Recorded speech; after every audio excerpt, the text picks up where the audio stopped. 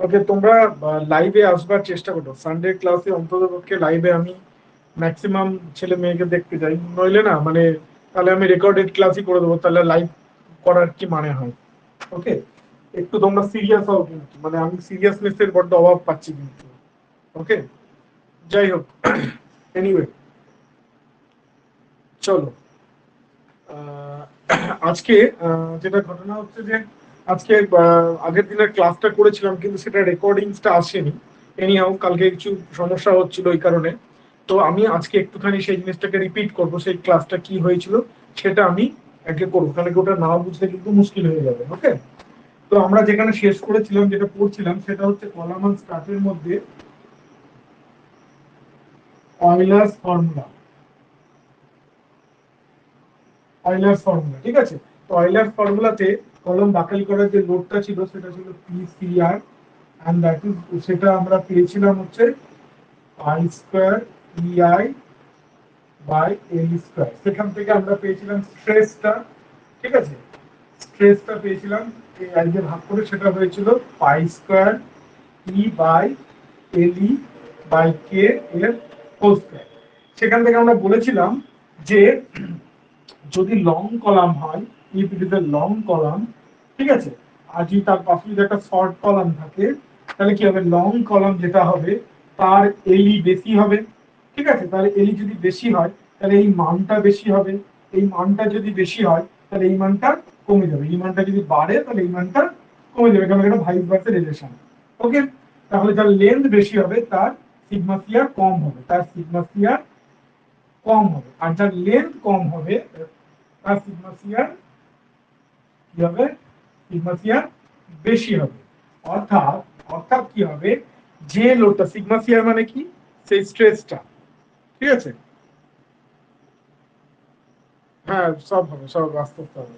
Sigma CR হচ্ছে যে স্ট্রেসটা, সিগমা সিআর স্ট্রেসটা হচ্ছে যে যে স্ট্রেসের কারণে আমার কলামটা বাকল করে যায়, সেই স্ট্রেসটাকে বলা হয়েছে সিগমা সিআর। ওকে, তো সেই সিগমা সিআর স্ট্রেসটা কি হবে? মানে যদি শর্ট কলম হয় তাহলে সেই সিগমা সিআর স্ট্রেসটা পাবে। অর্থাৎ যদি ছোট কলম যদি হয়, যদি একটা কলমের লেন্থ ধরো প্রথমে দুটো দিয়ে যদি এরকম একটা কলম হয়, এই কলমে আমার যদি চিপে এটাকে বাকেল করে যেতে যতটা লোড দিতে হবে, সেটা না যদি এইটুকু যদি একটা কলম হয় তাহলে তার উপর লোড দিয়ে সেটা বাকেল করে যেতে বেশি লোড দিতে হবে। ওকে, তাহলে কি হচ্ছে? শর্ট কলমের ক্ষেত্রে লোড বেশি দিতে হচ্ছে বাকেল করার জন্য। এবার হতে হতে দেখা গেল শর্ট করতে করতে এমন একটা শর্ট লেন্থ এলো যেখানে এসে যে সিগমা সিআরটা বেরোলো, যে সিগমা সিআরটা বেরোলো ধরো 50 বেরোলো বা 150 বেরোলো, এবার দেখা স্যার যাচ্ছে কি কেটা কি? ওই বস্তুটা ওই বস্তুটা ওই বস্তুটা 50 যাওয়ার আগেই ক্রাশিং এ স্যার সেটা ফেল করে যাচ্ছে। হ্যাঁ, কি হলো? বলছি কেটা কি? কেটা হ্যাঁ, কেটা কেটা এটা কি সেটা তুমি আগের ক্লাসটা দেখো, একটু দেখো, আমি বলছি দাঁড়াও। ওকে, তাহলে কি হচ্ছে যে 50 আসছে, সিগমা সিআর 50 হলো, এবার দেখা গেলো কি ওই বস্তুটা, ওই যে শর্ট কলমটা যার সিগমা সিআর 50 এসেছে, তাহলে তাকে তুমি কম্প্রেস করছো, সে বাকেল করলো না, কিন্তু তার আগে ক্রাশিং এ ফেল করে গেল, তার আগেই ক্রাসিং এ ফেল করে দেখা গেলো সেই মেটেরিয়ালটার ক্রাসিং স্ট্রেন্থ দেখা গেলো 30, আর বাকলিং স্ট্রেন্থ শর্ট বলে বেশি আসছে, তাহলে বাকেল স্ট্রেন্থ ধরো 15, 50, আর ওর ক্রাসিং স্ট্রেন্থ হচ্ছে 30, তাহলে 50 যাওয়ার আগে 30-এ ফেল করে যাবে, ক্লিয়ার? 30-এও ফেল করে যাবে। অর্থাৎ যেটা দাঁড়াচ্ছে যে যে শর্ট কলামের ক্ষেত্রে when the column is short, তখন সিগমা সিআর বেশি হয়ে যাচ্ছে, এবং একটা জায়গায় গিয়ে কি হচ্ছে? বাকেলের আগেই সেটা ক্রাসিং এ ফেল করেছে। সেই কারণে অয়লার্স থিওরি লং কলমের জন্য অ্যাপ্লিকেবল, শর্ট কলমের জন্য অ্যাপ্লিকেবল না। প্রথম দিন যেটা আমরা অ্যাজাম্পশন করেছিলাম সেটা বলবার দায়িত্ব হচ্ছে এটা, ঠিক আছে? সেটাই বলবার জন্য আমি এটা বললাম কেন লং কলমের ক্ষেত্রে অয়লার্স ফর্মুলা চলে, শর্ট কলমের ক্ষেত্রে চলে না। এটা হচ্ছে কারণ, শর্ট কলমের ক্ষেত্রে চলে না। কেন কি? শর্ট কলমের জন্য শর্ট কলম, তার জন্য তুমি অয়লার্স ফর্মুলা লাগিয়ে বাকলিং লোড বার করলে, তুমি দেখলে 50 এলো, তো বলে ভাই 50 লোড পর্যন্ত সহ্য করে নেবো, কোনো চাপ নেই। কিন্তু দেখা গেলো তুমি 50 দিতে দেবে কি 30 দিলে তাদের মেটেরিয়ালটা ভেঙে গেল, ক্রাশ করে গেল। ওকে, তাহলে অয়লার্স থিওরি দিয়ে যদি তুমি ক্রিপলিং লোড বার করো বা ফেলিওর লোড যদি বার করো, তাহলে সেটা ঠিক হবে না। কার জন্য না? শর্ট কলমের জন্য। কেন কি? শর্ট কলমে এই মালটা কি হয়? এই মালটা ছোট হয়ে যায়, ফলে এই মালটা বেড়ে যায়। ওকে, আশা করি ক্লিয়ার। আচ্ছা এবার বলছে কে কি, কে হচ্ছে রেডিয়াস অফ জাইরেশন। এখানে কি ছিল, এই যে আইটাকে এ কে স্কোয়ারে বানালাম, ঠিক আছে, আইটাকে লিখলাম হচ্ছে এ ইন্টু কে স্কোয়ার। তাহলে কেটা কি হচ্ছে রেডিয়াস অফ জাইরেশন আমরা পড়েছিলাম, ঠিক আছে, এটা হচ্ছে রেডিয়াস অফ জাইরেশন। এবার যখন স্ট্রেসে কনভার্ট করা হচ্ছে মানে এ দিয়ে ভাগ করা হচ্ছে, ফলে এ কেটে গেল, থাকবে পরে শুধু উপরে কে স্কোয়ার, কে স্কোয়ারটাকে নিচে নিয়ে চলে গেল। ফলে এইটাকে আমরা বলি হচ্ছে স্লেন্ডারনেস রেশিও। স্ট্রেংথ অফ মেটেরিয়ালের স্লেন্ডারনেস রেশিও বলতে কিন্তু আমরা এটাই বুঝবো। স্লেন্ডারনেস রেশিও বলতে আমরা এটাই বুঝবো, এলই বাই কে, ঠিক আছে। আর আইএস 456 অনুযায়ী স্লেন্ডারনেস রেশিও বলতে বুঝবো কিন্তু ওই জিনিসটা, কোন জিনিসটা, effective length divided by least lateral dimension. এটা শুধুমাত্র আইএস 456,000 অনুযায়ী গল্প। কিন্তু যদি তোমাকে কেউ অ্যাকচুয়ালি স্লেন্ডারনেস রেশিও কি জিজ্ঞেস করে, then this is the answer. Slenderness ratio means LE অর্থাৎ effective length of a column or strut divided by the radius of gyration. কি এই কাইটু হচ্ছে radius of gyration. Radius of gyration নিয়ে আমি ডিটেইলে বলেছি, ঠিক আছে, বেন্ডিং স্ট্রেস চ্যাপ্টারের প্রত্যেকে রেডিয়াস অফ জাইরেশন আমি বলেছি। ওকে, ঠিক আছে, তাহলে এই হয়ে গেল অয়লার্স ফর্মুলা। এবার ঘটনা হচ্ছে যে অয়লার্স ফর্মুলা দিয়ে এটুকু বোঝা গেল যে এটা শর্ট কলমের জন্য অ্যাপ্লিকেবল হবে না। তাহলে এরকম কোনো কি ফর্মুলা বা থিওরেম নেই যেটাতে লং কলম হোক বা শর্ট কলম হোক সবকিছুই করা যাবে, কোনো নির্দ্বিধায় করা যাবে? হ্যাঁ সেটা আছে, সেটা হচ্ছে এই অয়লার্স ফর্মুলাকে কম্পেনসেট করার জন্য নতুন যে ফর্মুলাটা আছে বা নতুন যে থিওরিটা আছে, যেটা লং কলম অথবা শর্ট কলম ইরেসপেক্টিভলি সেটাতে অ্যাপ্লাই করা যায়। and that is nothing but Rankins theorem বা ফর্মুলা। র্যাঙ্কিন্স থিওরেম বা ফর্মুলা, ঠিক আছে। তো র্যাঙ্কিন্স ফর্মুলা কি বলছে, র্যাঙ্কিন্স ফর্মুলা বলছে যদি কোনো একটা বস্তু কোনো একটা মেম্বারের ক্রাশিং ক্রাশিং লোড মানে যে লোডে সেটা ক্রাশ করে যাবে, সেই ক্রাশিং লোড যদি পিসি হয়, আর এই বস্তুটার বাকলিং লোড সেটা ইউলার্স থেকে বের করে বাকলিং লোড বা অয়লার্স লোড যদি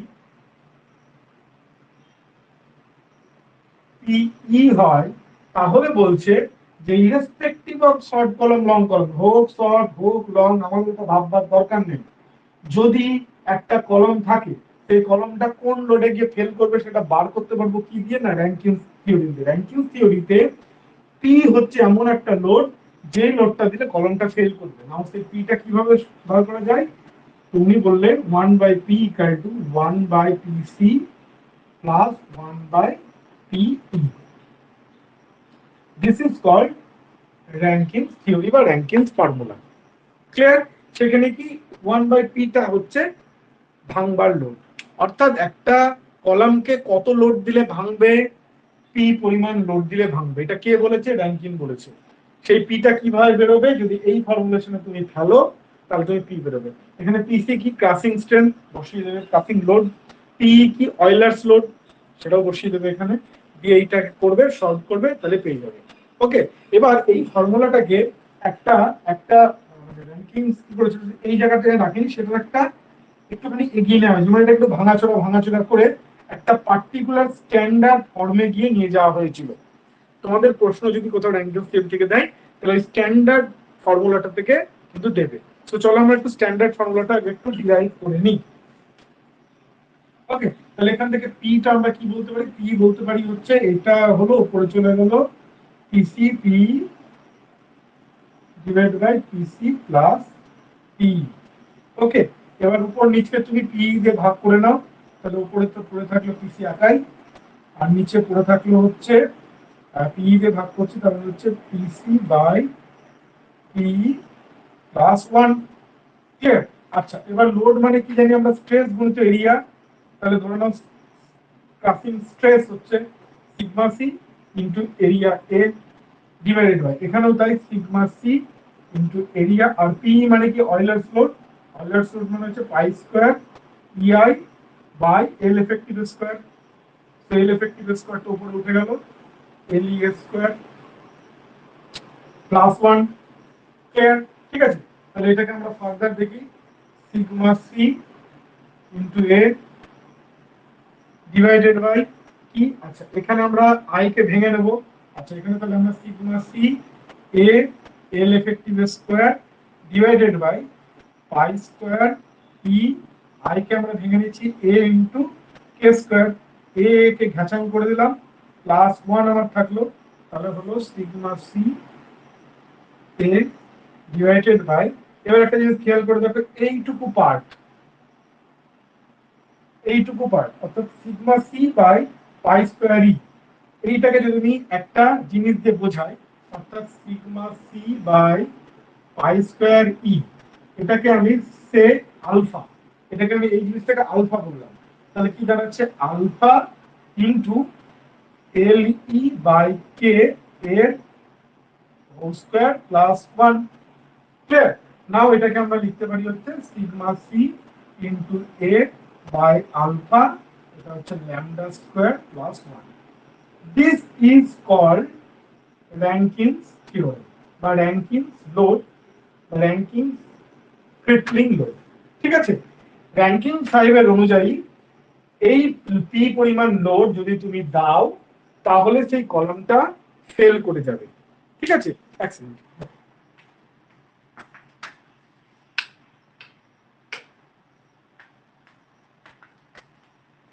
শিলিগুড়িতে এত মেঘ করে আছে, লাইটের খুব সমস্যা হচ্ছে। ওকে, তাহলে এইটা হয়ে গেল আমাদের তোমার, সো এই ফর্মুলাটা কিন্তু আমাদেরকে মনে রাখতে হবে, ঠিক আছে? তোমাকে প্রশ্ন এই ফর্ম থেকেও দিতে পারে অথবা এই ফর্ম থেকেও দিতে পারে, ওকে? সো তোমাকে দুটো জিনিস মনে রাখতে হবে। এবার নাও দিস আলফা, এই আলফাটাকে বলা হয় হচ্ছে র্যাঙ্কিং কনস্ট্যান্ট। কি বলা হয়? Ranking constant. তোমাকে পরীক্ষায় প্রশ্ন দেবো হোয়াট ইজ র্যাঙ্কিং কনস্ট্যান্ট, তো তোমাকে বলতে হবে sigma C by pi square E, ঠিক আছে? ওকে, বুঝতে পেরেছো?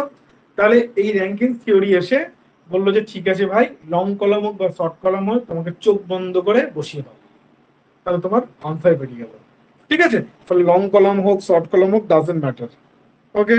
লং কলাম হোক শর্ট কলাম হোক,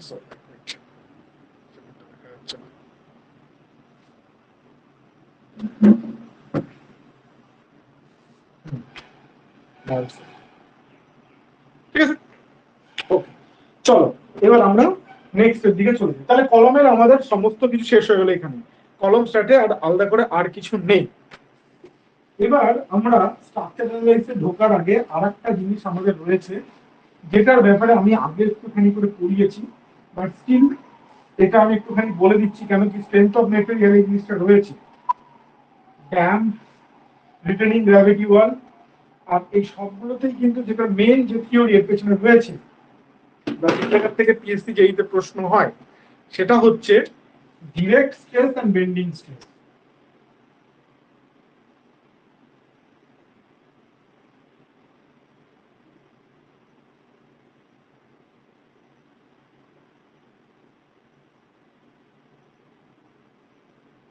direct stress and bending stress. এবার now what is direct stress? ধরো এই একটা কলাম, ঠিক আছে? এবার কলামের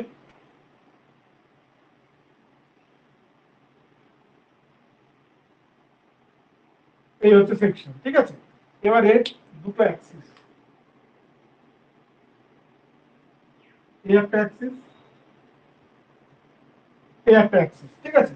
and this point is CG, this point is CG, clear?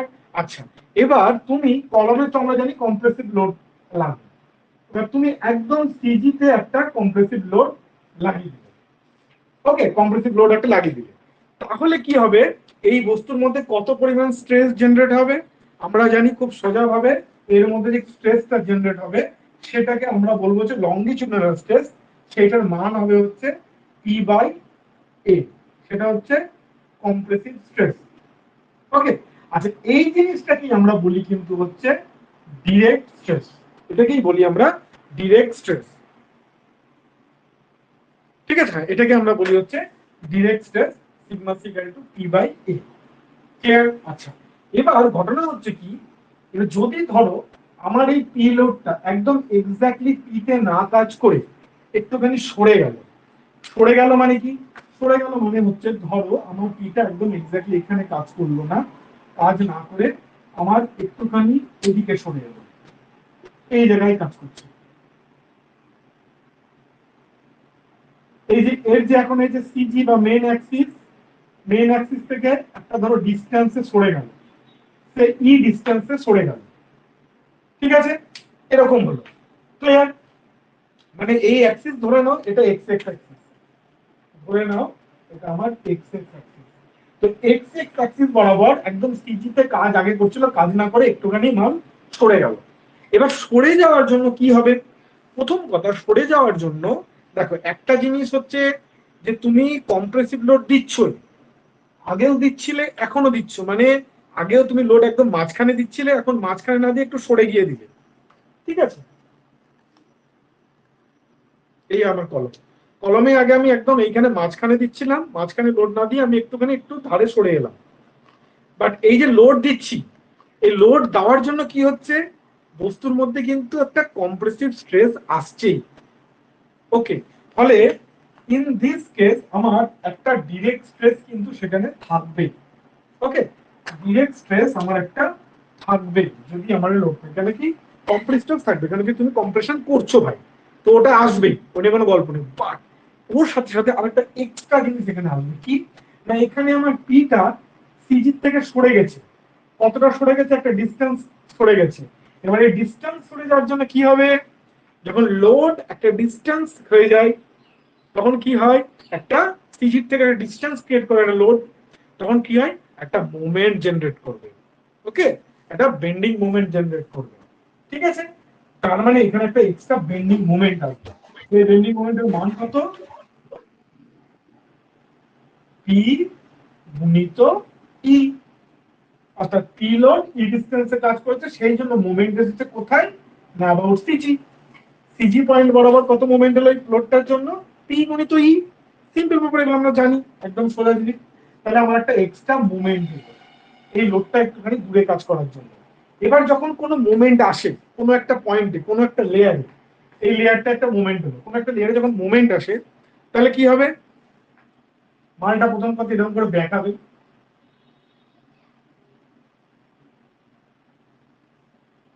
এরকম করে বেঁকিয়ে যাবে, ঠিক আছে।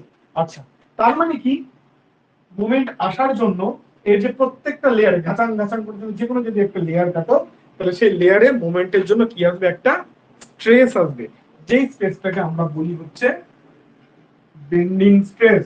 আমরা জানি বিমের ক্ষেত্রে তাই হয়েছিল, বেন্ডিং স্ট্রেস যখন পড়েছিলাম, যখন আমরা একটা লোড দিয়েছিলাম তখন কি হয়েছিল, এর মধ্যে মুভমেন্ট এসেছিল, তাহলে প্রত্যেকটা সেকশনে একটা করে মুভমেন্ট ছিল, এবং সেই মুভমেন্টের জন্য সেই সেকশনে যদি ঘাটান করে কেটে দিলাম, তাহলে সেই সেকশনে দেখেছিলাম আমার একটা স্ট্রেস এসেছিল, সেই স্ট্রেসটাকে বলেছিলাম আমরা বেন্ডিং স্ট্রেস। তাই এক্ষেত্রে কলমের ক্ষেত্রেও তাই, কলমের ক্ষেত্রে একটা মুভমেন্ট আসছে এক্সট্রা, সেই মুভমেন্টের জন্য কলমে যদি তুমি একটা ঘাটান করা সেকশন কাটো, তাহলে সেই সেকশনের মধ্যে কি আসবে, একটা স্ট্রেস আসবে। সেই স্ট্রেসটা কেন আসবে, এই মুভমেন্টের জন্য আসবে। আর মুভমেন্টের জন্য, বেন্ডিং মুভমেন্টের জন্য আসা স্ট্রেসকে কি বলে, বেন্ডিং স্ট্রেস বলে, ঠিক আছে। তাহলে সেই বেন্ডিং স্ট্রেসের পরিমাণ কি আমরা জানি, পড়েছিলাম, M by I into F by Y, ওয়াইটা উপরে চলে গেল, তাহলে হয়ে গেল ওয়াই, তাহলে একটা বেন্ডিং স্ট্রেস আসবে। তাহলে কি হলো, আগে যখন আমার লোডটা একদম সিজিতে কাজ করছিল কোনো সমস্যা ছিল না, শুধু ডিরেক্ট স্ট্রেস আসছিল। কিন্তু যেহেতু লোডটা একটুখানি সরে গেল, কোনো কারণে সরে গেল, তাহলে একটুখানি যদি সরে যায় তাহলে কি হবে, আমার একটা এক্সট্রা মোমেন্ট ক্রিয়েট হলো, সেই মোমেন্টের মান কত, পি ইন্টু ই। সেই মোমেন্টের জন্য এই বস্তুর মধ্যে আরেকটা স্ট্রেস তৈরি হলো, যে স্ট্রেসের কারণে মালটা করে বেঁকিয়ে যাবে, ঠিক আছে। সেই স্ট্রেসটাকে বলা হচ্ছে বেন্ডিং স্ট্রেস। সেই বেন্ডিং স্ট্রেসের মানটা কত,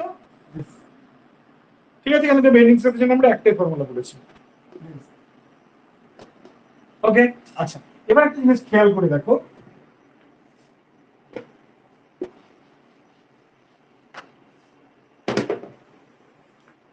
এই যে মালটা বেঁকিয়ে গেল, তাহলে বেঁকিয়ে যাওয়া মানে কি,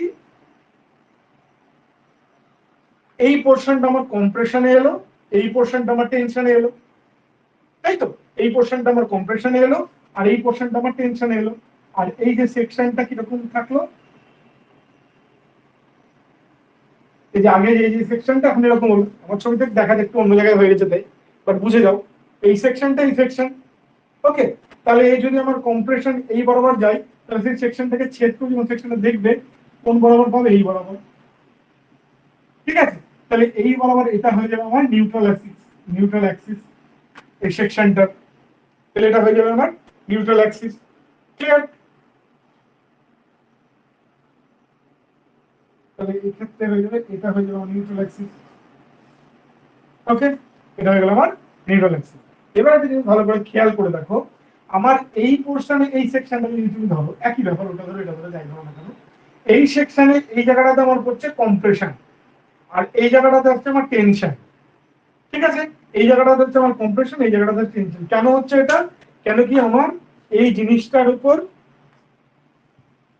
এই জিনিসটার উপর আমি এই সাইডে লোড দিচ্ছি, ফলে এটা এরকম করে ঘুরে যেতে চাইছে, ফলে এই এন্ডে আসছে কম্প্রেশন, মানে এটা দেবে যেতে চাইছে, আর এটা উঠে যেতে চাইছে, এই জিনিসটা হচ্ছে টেনশন। যে কোনো গ্র্যাভিটি ড্যামের ক্ষেত্রে, যে কোনো গ্র্যাভিটি ড্যামের ক্ষেত্রে বা রিটেনিং ওয়ালের ক্ষেত্রে এই ঘটনাটাই ঘটে। আমরা ড্যাম পড়ানোর সময় পড়েছিলাম, দেখেছিলাম কি এর যে CG, suppose this is CG, কিন্তু সিজি তে এদের টোটাল যে রেজাল্টেন্স সেটা সিজি তে কাজ করে না। কোথায় কাজ করে? দেখো সিজি থেকে একটা দূরে গিয়ে কাজ করছে। সেই সিজি থেকে দূরত্বটা কত? ই। তাহলে ড্যাম, ড্যাম বা রিটেনিং ওয়ালে জেনারেলি এই ঘটনাটা ঘটে। ফলে ড্যাম বা রিটেনিং ওয়ালে direct stress plus bending stress একসাথে কাজ করে, এবং প্রশ্নটা এই জায়গা থেকেই হয়। ঠিক আছে, ড্যাম নিয়ে তোমার কাছে পিএসসি যেহেতু কোয়েশ্চেন দেবে, বা এইতেও যারা এই জন্য দেবে বা অন্যান্য জায়গাতে কোয়েশ্চেন এই জায়গা থেকেই হয়। বুঝতে পেরেছো? তাই এটা পড়া মানে ওটা পড়া হয়ে যাচ্ছে, রিভিশন হয়ে যাচ্ছে। নাও তাহলে কি হচ্ছে, আমার এদিকে কম্প্রেশন আসবে, এদিকে টেনশন আসবে। এবার কম্প্রেশন, কম্প্রেশন, আচ্ছা এবার ভালো করে জিনিস খেয়াল করো। প্রথমেই এই এটাকে আমি একটা লেয়ার হিসেবে কনসিডার করছি। আচ্ছা, এবার দেখো, প্রথমে যখন আমার মুভমেন্টটাকে বাদ দাও, মুভমেন্টের জন্য যে স্ট্রেস, বেন্ডিং স্ট্রেসটাকে বাদ দাও, তাহলে কি আছে? Compressive stress. অর্থাৎ একটা compressive stress through out the section থাকবে। ধরে নিচ্ছি এটা সেই কম্প্রেসিভ স্ট্রেস, ওই ডায়াগ্রামটা আছে। ঠিক আছে, এই লেয়ারটা, এই লেয়ারটার ডায়াগ্রাম আছে। এটা হচ্ছে আমার রেফারেন্স লাইন, রেফারেন্স লাইন এটা। ঠিক আছে, তার থেকে ধরে নাও, আমি ধরে নিচ্ছি মান ধরে নাও 50, 50 মান এসেছে, পি বাই এ করে তুমি পেলে ধরো 50। তাহলে 50-এর একটা আমার কম্প্রেসিভ স্ট্রেস এখানে আছে। সেটা কোথায়? না থ্রু আউট দ্য সেকশন, পুরো সেকশনেই একটা কম্প্রেসিভ স্ট্রেস থাকবে এইটার কারণে। তুমি কম্প্রেশন করছো, তো পুরো জায়গাটাতে, পুরো সেকশনে একটা কম্প্রেশন থাকবে। নাও এবার এলো খেলা, sigma B, sigma B introduce হবে। সিগমা বি ইন্ট্রোডিউস হওয়ার জন্য কি হবে? আমার এই জায়গাতে আসবে কম্প্রেশন, আর এই জায়গাতে আসবে টেনশন। ঠিক আছে, এবার ধরে নাও আমি দেখলাম এই জায়গাতে কতটা কম্প্রেশন আসছে, সেটা করবার জন্য আমরা কি জানি যে সিগমা বি। ঠিক আছে, এবার এই জায়গাতে মানে কত? এই জায়গা মানে হচ্ছে সাপোজ এটা ধরে নাও আমার বি, আর এটা ধরে নাও আমার ডি। ঠিক আছে, এইটা আমার বি, এটা হচ্ছে আমার ডি। ক্লিয়ার? তাহলে তাহলে যেটা হচ্ছে যে আমার কম্প্রেশন কোথায় ম্যাক্সিমাম আসবে? বি/2 এ ম্যাক্সিমাম আসবে, তাই না? আমরা জানি একদম, একদম এক্সট্রিম ফাইবারে বেন্ডিং স্ট্রেস করতে গিয়ে দেখেছি, একদম এক্সট্রিম ফাইবারে গিয়ে আমার বেন্ডিং স্ট্রেস ম্যাক্সিমাম আছে। তাহলে এখানে এখানে ওয়াইটা ম্যাক্সিমাম সবসময় একদম এই জায়গাটাতে হবে। তাহলে এখানটা আমার ম্যাক্সিমাম বেন্ডিং স্ট্রেস আসবে। আবার একই রকম ভাবে এখানেও আমার ম্যাক্সিমাম বেন্ডিং স্ট্রেস আসবে। এবারে এখানকার বেন্ডিং স্ট্রেসটা হচ্ছে কম্প্রেশন আসবে, কারণ এদিকে চেপে আছে, আর এদিককার বেন্ডিং স্ট্রেসটা আসবে টেনশন। ঠিক আছে, এদিকে আসবে ম্যাক্সিমাম কম্প্রেশন, এদিকে আসবে ম্যাক্সিমাম টেনশন। ওকে, আচ্ছা, তাহলে কম্প্রেশনকে যদি আমি পজিটিভ ধরি, কেন আমি এখানে কম্প্রেশন লিখেছি যদি পজিটিভ দেখিয়েছি, তাহলে কম্প্রেশনকে যদি পজিটিভ ধরি আর টেনশনকে যদি নেগেটিভ ধরি, তাহলে বেন্ডিং স্ট্রেসের ডায়াগ্রামটা কিরকম হবে? এদিকে হবে আমার কম্প্রেশন, আর এদিকে হবে আমার টেনশন। এদিকে হলো আমার কম্প্রেশন, আর এদিকে হলো আমার টেনশন। ঠিক আছে, এদিকে হলো কম্প্রেশন, এদিকে হলো আমার টেনশন। ধরে নিচ্ছি আমি এই ম্যাক্সিমাম কম্প্রেশনের মান এলো ধরে নাও 30, আর ম্যাক্সিমাম টেনশনের মান হলো ধরে নাও 30। একই আসবে সিজেন্টালি 30 30 এর। ক্লিয়ার? আচ্ছা, তাহলে এই পুরো জিনিসটা রেজাল্টেন্ট কি হবে? কেন কি দুটো একসাথে কাজ করছে। এই ধরনের কেসে ডাইরেক্ট স্ট্রেস অর্থাৎ এই মালটা এবং বেন্ডিং স্ট্রেস অর্থাৎ এই মালটা দুটো কিন্তু একসাথে কাজ করছে। আমি দুটো আলাদা আলাদা দেখলাম তাই, কিন্তু দুটো অ্যাট এ টাইম কাজ করছে এবং একসাথে কাজ করছে। তাহলে এই দুটো রেজাল্টেন্ট যদি আমি টানি, রেজাল্টেন্ট যদি করি, তাহলে কিরকম হবে বলতো? রেজাল্টেন্ট হবে এদিকে হবে এই মাথায় এর 50 কম্প্রেশন এখানে আছে, ডাইরেক্টের জন্য 50 কম্প্রেশন এখানে আছে, প্লাস 30 কম্প্রেশন আমার এই বেন্ডিং এর জন্য এসেছে। তাহলে এইখানে আমার এই মাথায় কত হবে? 50 কম্প্রেশন প্লাস 30 কম্প্রেশন, অর্থাৎ 80 কম্প্রেশন। 80 কম্প্রেশন। না, এই দিকে চলে এসো। এদিকে আমার 50 কম্প্রেশন ছিল ডাইরেক্টের জন্য, আর এখানে কি বেন্ডিং এর জন্য আমার 30 টেনশন আছে। বেন্ডিং এর জন্য আমার 30 টেনশন আছে। ওকে, তাহলে টেনশন, কম্প্রেশন আর টেনশন দুটো ডিফারেন্ট, এটা প্লাস হলে এটা মাইনাস। তাহলে কি হবে?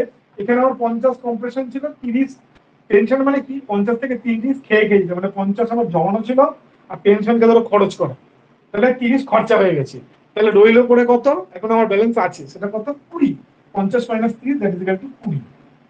তাহলে 20 এখনো কম্প্রেশন এখানে আমার বেঁচে আছে। ঠিক আছে, তাহলে এইটা হয়ে গেল আমাদের রেজাল্টেন্ট ডায়াগ্রাম। এটা হয়ে গেল আমাদের রেজাল্টেন্ট ডায়াগ্রাম। বুঝতে পেরেছো ব্যাপারটা কি? আচ্ছা, এবার এই জিনিসটাকে আমরা এই দুটোকে নিয়ে দেখি। এই যে জিনিসটা আমরা করলাম সেটাকে আমরা এই দুটো টার্মের মানে ব্যাপারে দেখি। এই দুটো টার্মকে ইউজ করে এটা কিভাবে লিখবো, সেটা টেকনিক্যালি কিভাবে লিখবো। তাহলে বুঝতে পারছো, তাহলে আমার একদিকে বেন্ডিং স্ট্রেস আর ডাইরেক্ট স্ট্রেস একসাথে কাজ করার জন্য কোনো একদিকে আমার ম্যাক্সিমাম কম্প্রেশন আসবে বা ম্যাক্সিমাম স্ট্রেস আসবে, আর একদিকে আসছে মিনিমাম, একদিকে বেশি ম্যাক্সিমাম স্ট্রেস আসছে, একদিকে আসছে মিনিমাম স্ট্রেস। ওকে, তাহলে যে ম্যাক্সিমাম স্ট্রেস যেটা আসবে সেই দিকটা কি হচ্ছে? সেই দিকটা হচ্ছে সিগমা সি এর সাথে সিগমা বি যুক্ত হয়ে যাচ্ছে। তাই হচ্ছে এটার সাথে এটা যুক্ত হয়ে যাচ্ছে, যেদিকে আমার ম্যাক্সিমাম স্ট্রেস আসবে। আর যেদিকে আমার মিনিমাম স্ট্রেস আসবে সেদিকে কি হচ্ছে? সিগমা সি এর থেকে সিগমা বি মাইনাস হয়ে যাচ্ছে। ক্লিয়ার? সিগমা সি এর থেকে সিগমা বি মাইনাস হয়ে যাচ্ছে। ওকে, ঠিক আছে। এবার গ্র্যাভিটি ড্যামের ক্ষেত্রে ভালো করে দেখো, কলমের ক্ষেত্রে তো অবশ্যই, বাট গ্র্যাভিটি ড্যামের ক্ষেত্রে স্পেসিফিক্যালি, যেখানে আমার পুরো মেটেরিয়ালটাই হয় কিসের? কংক্রিটের।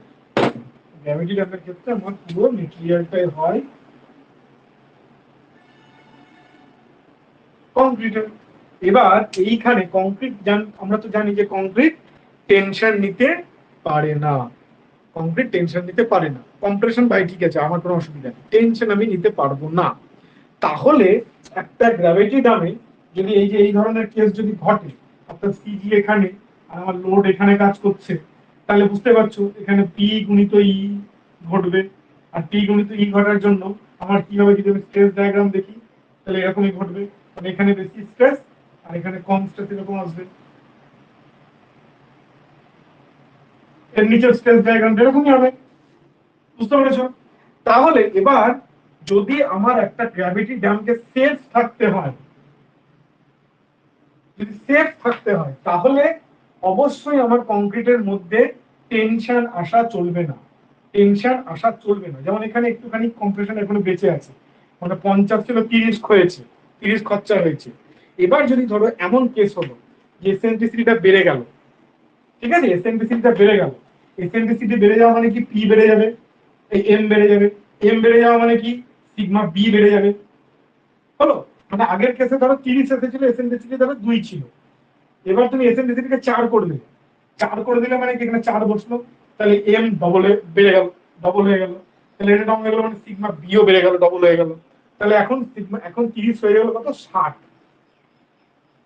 এদিকে 60, এদিকে 60। তাহলে এখন যদি 60 হয়ে যায় তাহলে কি হবে? এই 50 তো ছিল কম্প্রেশন, মানে জমানো ছিল 50, 60 খরচা হয়ে গেছে। তাহলে কি 10 টাকা লোনে চলে গেছে, 10 টাকা চলে গেছে লোনে। তার মানে তখন যদি এর আমি ডায়াগ্রাম করি তাহলে কি হবে? এদিকে হয়ে যাবে আমার 50 আর 60 110 হয়ে যাবে, কিন্তু এদিকে আমার 50 থেকে 60 হলে 10 আমার দিকে নেগেটিভ চলে আসবে, এরকম হয়ে যাবে ডায়াগ্রামটা।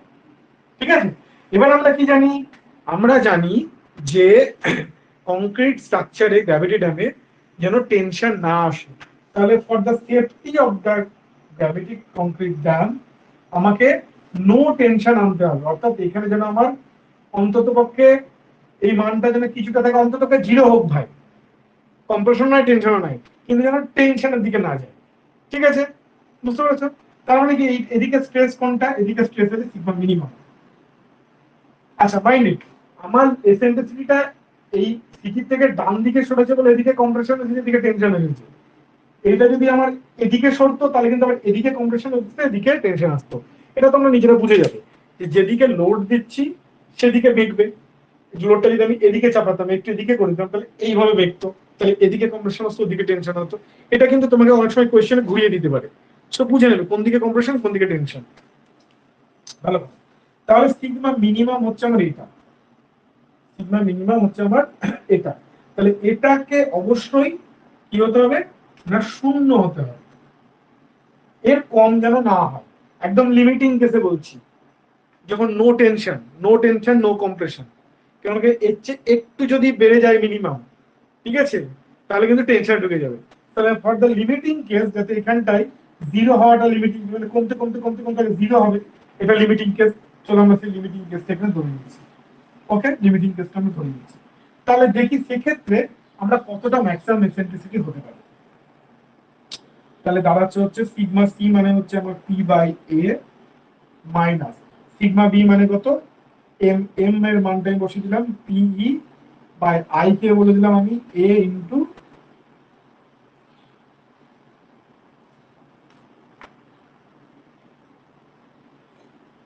আইকে আমরা একটু ভেঙে লিখি। আইকে আমরা লিখছি কোথায়, আচ্ছা এক্ষেত্রে আই কোনটা হবে, এই অ্যাক্সিস বরাবর আমার নিউট্রাল অ্যাক্সিস এটা যদি হয়, এটা যদি আমার নিউট্রাল অ্যাক্সিস হয়, তাহলে বি কোনটা, এটা তো স্যার ইয়ে হবে এটা হয়ে গেল স্কয়ার বি, যেহেতু এটা হয়ে গেল বি, হ্যাঁ এটা হয়ে গেল বি, এটা হয়ে গেল ডি, মানে a এক্ষেত্রে to the ডিটা power বি 4 আর ডিটা ডি। তাহলে হচ্ছে আই এর মান হবে হচ্ছে BD cube a to by the 12, power মানে ডি কিউব বাই 12। ঠিক আছে, ওকে, কিন্তু স্যার এটা যেহেতু স্কয়ার আছে ওই জন্য ওই ফর্মুলাটা হবে না a to the power 4/12 কোনটা এই টু দি পাওয়ার 4 মানে মানে যেহেতু স্যার এটা ও আচ্ছা, স্কয়ার এইটা সেকশন তো না, এটা স্কয়ার সেকশন নয়, আমি এই যে স্কয়ার সেকশন নয়, আমি বি আর ডি আলাদা ভাবে দিচ্ছি, ও স্কয়ার আচ্ছা ধরেই তো, আচ্ছা না বি ডি ও আলাদা ভাবে দিচ্ছি। ও মনে হচ্ছে স্যার দুটোই বি ওই জন্য না না না, এই যে এটা দেখো না, এটা চওড়া, এটা কম চওড়া, এই যে আমি বি লিখেছি এটা ডি লিখেছি। ঠিক আছে, ওকে, আপনার ডিবি কিউবের 12, আর এখানটাই থাকছে আমার ওয়াই, ওয়াই থাকবে হচ্ছে আমার B by 2, that is equals to 0। Clear? আচ্ছা তাহলে আমার এখান থেকে বি একটা কেটে যাবে, যে কেটে গিয়ে হয়ে গেল বি স্কয়ার, 2 কেটে গিয়ে হয়ে গেল আমার 6। ঠিক আছে, ক্লিয়ার? আচ্ছা ডিবি স্কয়ার কে আমি লিখতে পারি হচ্ছে, ডিবি স্কয়ার থাকলো তো, এটাকে আমি এইভাবে লিখতে পারি ডিবি গুণিত বি। ঠিক আছে, তাহলে এই ডিবি কি, এ, এই ডিবি মানে হচ্ছে এ এরিয়া, ডি ইনটু বি মানে এরিয়া।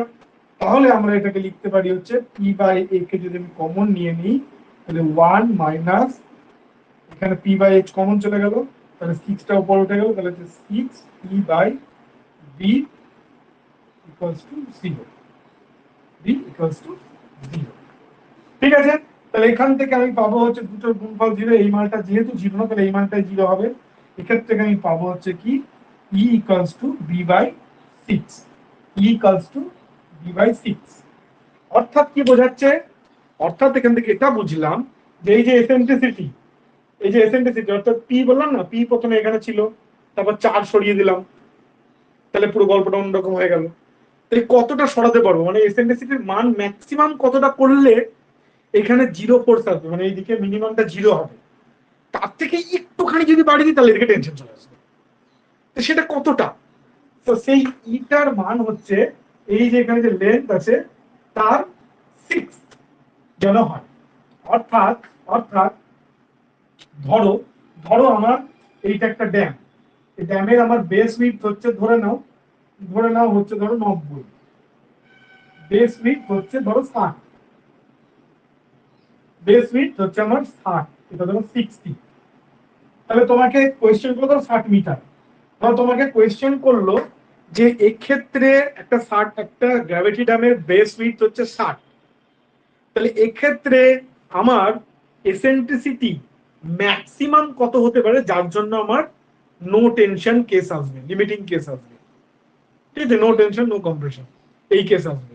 তাহলে তোমাকে বলতে পারছে 60 মিটার, তাহলে ম্যাক্সিমাম ই হতে পারে b/6, b হচ্ছে 60 মিটার, 60/6 10। তাহলে আমার এখান থেকে ম্যাক্সিমাম 10 মিটার দূরে যদি আমার দূর অব্দি যদি পড়ে তাহলে কোনো প্রবলেম নেই, কিন্তু 10.1 হয়ে গেলেই টেনশন চলে আসবে, এখানে হিলে আমার টেনশন চলে আসবে, ঠিক আছে। 10-এর একটু বেশি হলে, 10-এর কম থাক কোনো অসুবিধা নেই, এদিকে টেনশন আসবে না। ওকে, তাহলে আমাকে কি করতে হবে, এসেন্ট্রিসিটিটাকে আর যাই হোক, এটাকে চওড়া করে হোক, হ্যান্ড করে হোক, ট্যান করে হোক, আমাকে এসেন্ট্রিসিটিটাকে কি করতে হবে, 10-এর মধ্যেই আমাকে রাখতে হবে। ক্লিয়ার? বুঝতে পেরেছো? তাহলে এইভাবে আমরা হিসাব করি। এবার একটা জিনিস খেয়াল করো,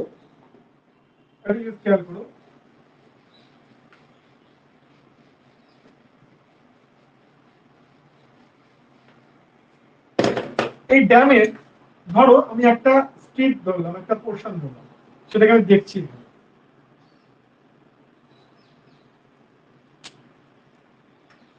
এটা হয়ে গেল আমার বি, ঠিক আছে। তাহলে এটা হয়ে গেছে আমার সিজি। এবার আমি দেখলাম সিজি থেকে এ পাশে আমার b/6, সিজি থেকে আমার এ পাশে b/6, আর এ পাশেও একই রকম ভাবে আমার লোড যদি এদিকে না থেকে এদিকে থাকে, তাহলে এদিকে কম্প্রেশন এদিকে টেনশন আছে, একই ব্যাপার। তাহলে এদিকেও আমার b/6, এতটুকু হচ্ছে আমার এসেন্ট্রিসিটি, এইটুকুর মধ্যে ঘোরাফেরা করুক, আমার কোনো চাপ নেই। কিন্তু এই জোনের বাইরে যদি একটুখানি বেরিয়ে যায় তাহলে কিন্তু টেনশন চলে আসবে, ঠিক আছে। মানে তোমার বাচ্চা যে তুমি এখানে খেলতে পাঠিয়েছো, এইটুকু তোমার জোন, খেলুক, নো প্রবলেম, কিন্তু এই জোনের একটুখানি বাইরে বেরিয়ে গেলে কিন্তু বিপদ আছে ভাই। ওকে, সো দিস জোন, তাহলে এই দিস জোনের টোটাল লেন্থ কত হলো, এদিকে b/6, এদিকে b/6, অর্থাৎ b/3। ওকে, তাহলে তোমাকে এখানে কোশ্চেন করবে যে একটা গ্র্যাভিটি ড্যামের বা একটা কলমের নো টেনশন আসতে গেলে, মানে রিটেনিং ওয়ালের নো টেনশন আসতে গেলে তোমার এসেন্ট্রিসিটিটাকে কোথায় থাকতে হবে, তাহলে বলবে যে এসেন্ট্রিসিটিটাকে আমার টোটাল উইডথের মাঝখানের 1/3 থাকতে হবে, মিডল 1/3 এর মধ্যে থাকতে হবে, কারণ এদিকে b/6, এদিকে b/6, তার টোটাল হচ্ছে 1/3 b/3। তাহলে আমাকে এসেন্ট্রিসিটিটাকে মিডল 1/3 এর মধ্যে থাকতে হবে for no tension case. Sir একবার একটা কোশ্চেন এসেছিল পিএসসি তে, এই কোশ্চেনটাই ছিল যে বলছিল ম্যাক্সিমাম ডিসটেন্স কত হবে নো টেনশন ডেপথ, তখন কি b/6 হয় না b/3 হয়? হ্যাঁ, এক্স্যাক্টলি b/6। ভালো করে দেখো এই কোয়েশ্চেনে কখন b/3 কখন b/6। যদি তোমাকে বলে যে টোটাল উইডথের কতটুকুর মধ্যে থাকলে, টোটাল উইডথের কতটুকুর মধ্যে এসেন্ট্রিসিটি ঘোরাফেরা করলে আমার নো টেনশন আসবে, তাহলে তুমি বলবে যে ভাই মিডল থার্ডের মধ্যে ঘোরাঘুরি করলে। আর যদি তোমাকে বলে যে কতটা ম্যাক্সিমাম এসেন্ট্রিসিটি হলে, দুটো জিনিস পাবেন, এসেন্ট্রিসিটির কোয়েশ্চেনে যদি করে কতটা এসেন্ট্রিসিটি হতে হবে, অর্থাৎ সিজি থেকে কত দূর অব্দি যদি থাকে তাহলে নো টেনশন আসবে, তাহলে হচ্ছে b/6। বুঝতে পেরেছো? কোন রিজিয়ন যদি বলে তাহলে b/3, আর এসেন্ট্রিসিটি কত হবে তাহলে b/6। ওকে, আর টোটাল লেন্থের যখন বলে সেক্ষেত্রেও তখন b/3 হবে। হ্যাঁ, যদি বলে টোটাল লেন্থের ব্রেথের মধ্যে, না না, কোয়েশ্চেনটা তোমাকে যদি বলে এসেন্ট্রিসিটি জিজ্ঞেস করে, ভালো করে দেখো, এসেন্ট্রিসিটি জিজ্ঞেস করলে b/6, আর যদি কোন রিজিয়ন জিজ্ঞেস করে, কোন অঞ্চলের মধ্যে, ঠিক আছে, তাহলে হচ্ছে b/3। জিনিসটা বুঝে গেছো তো? এবার কোয়েশ্চেনের ভাষা দেখে তোমাকে এটা বুঝতে হবে। আচ্ছা, ঠিক হ্যাঁ, আছে, কোয়েশ্চেনের ভাষা যেরকম থাকবে এরকম যদি কোনো কোয়েশ্চেনটাকে গ্রুপে দিও, হ্যাঁ, আই থিঙ্ক কনসেপ্টটা ক্লিয়ার হয়ে যাবে। ওকে, তাহলে এই হয়ে গেল আমাদের বেন্ডিং স্ট্রেস আর ডাইরেক্ট স্ট্রেস একসাথে কাজ করবে। ঠিক আছে, আমরা ড্যাম ফ্যাম নিয়ে আরো ডিটেলে পড়েছি, ফলে ড্যামের যে পোর্শনটা আছে তোমরা যারা ইরিগেশন হাইড্রোলজি ক্লাসটা নিয়েছে সেটা তোমরা ওখান থেকে একদম কমপ্লিটলি জেনে যাবে, ওখানে আমি পড়িয়েছি। ঠিক আছে, আর এই যেটুকু দরকার বাকিটা সেটুকু আমি এখানে আরেকবার ক্লিয়ার করে বলে দিলাম এই চ্যাপ্টারটা। ওকে, তাহলে this is the end of this chapter.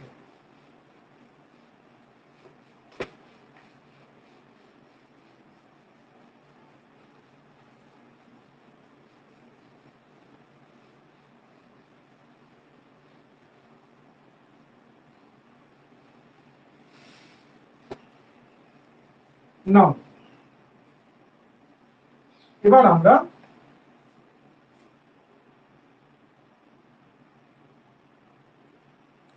আমরা স্ট্রাকচারাল অ্যানালাইসিস পার্টের মধ্যে ঢুকবো। ঠিক আছে, স্ট্রাকচারাল অ্যানালাইসিস পার্টের মধ্যে ঢুকবো।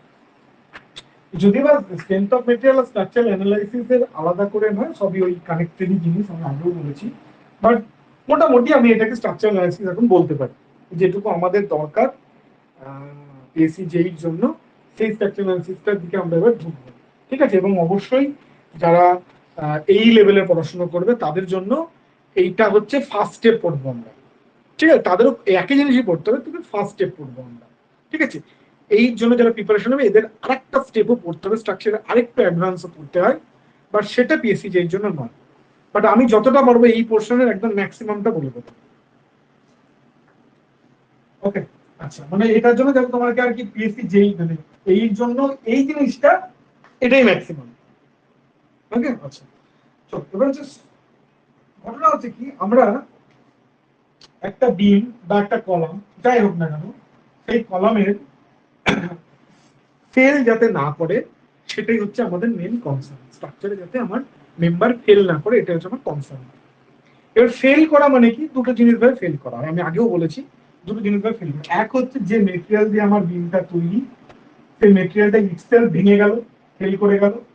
ঠিক আছে, কেন কি এর ভেতরের মধ্যে এমন কিছু স্ট্রেস এলো, আইদার বেন্ডিং বা শিয়ার, যাতে কিনা এর সহ্য ক্ষমতার চেয়ে বেশি হয়ে গেল, মাল ভেঙে গেল, ফুটে গেল। আরেক ধরনের ফেলিয়ারও হয়, যেটাকে আমরা বলতে পারি অনেকটা সার্ভিসেবিলিটি ফেলিয়ার, বা ধরো হচ্ছে কি তুমি একটা গোল পোস্ট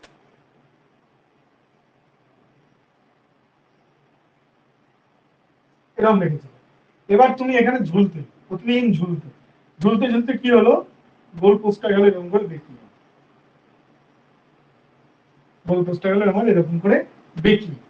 তাহলেও তাহলেও এটা ভেঙে গেল না, গোল পোস্টটা বেঁকিয়ে গেল, এটা ভেঙে যায়নি, ব্রেক করে যায়নি, বাট স্টিল এটা বেঁকিয়ে গেছে। এবং বেঁকিয়ে যাওয়ার জন্য কি হলো, এটা আমার আর নো ইউজ হয়ে গেল, এটার আর কোনো আমার ব্যবহার থাকলো না। ক্লিয়ার? তাহলে এটার কি হলো, একটা ডিফরমেশন হয়ে গেল, একটা ডিফর্ম শেপ চলে গেল। This is also called a type of failure. Okay, তো এই যে ফেলিয়ার যখন আমার মেম্বার লোডের আন্ডারে এসে, কোন লোড দিয়েছো বলেই তো এটা এরকম হয়েছে, এর মাথার উপর লোড চাপিয়েছো বলেই তো এটা এরকম হলো, ঝুলেছো বলেই হয়েছে, এমনি হতো না। ঠিক আছে, এমনি হলো সেটা অন্য জিনিস, ঝুলেছো বলে হয়েছে। তাহলে একটা লোড অ্যাপ্লাই করার জন্য একটা বিম তার অরিজিনাল পজিশন থেকে ডিফ্লেক্ট হয়ে যায় বা সরে যায় বা বেন্ড হয়ে যায় বা যাই বল না, এরকম অন্য শেপ হয়ে যায় বা ডিফর্মড একটা শেপে চলে আসে, অরিজিনাল শেপ থেকে ডিফর্ম শেপে চলে আসে। এই যে ডিফর্মেশনটা হচ্ছে, এই ডিফর্মেশনটাকে মাপা হয় দুটো মাপকাঠিতে। দুটো মাপকাঠিতে এই ডিফর্মেশনটাকে মাপা হয়, একটাকে বলা হচ্ছে স্লো আর একটাকে বলা হচ্ছে deflection. Slope and deflection. Clear? তার মানে বুঝতে পারছো, একটা ফেলিয়ার হচ্ছে মেটেরিয়াল ভেঙে গেল, মানে স্ট্রেস এত হলো ভাই চলে গেল। আর একটা হচ্ছে মেটেরিয়াল ভাঙলো না, বাট যা এর জন্য এর লোডিং এর জন্য যে স্ট্রেস হলো তার সব কারণে মালটা এরকম করে বেঁকে গেল, ডিফর্মড হয়ে গেল। ঠিক আছে, তাই এই ডিফরমেশনটা এক ধরনের হচ্ছে ফেলিওর বলা যেতে পারে। সেই ডিফরমেশনটাকে আমরা মাপি কিভাবে, মানে কতটা ডিফর্ম হলে ফেল বলবো কি বলবো, তাহলে মাপতে হবে ভাই, তাই না?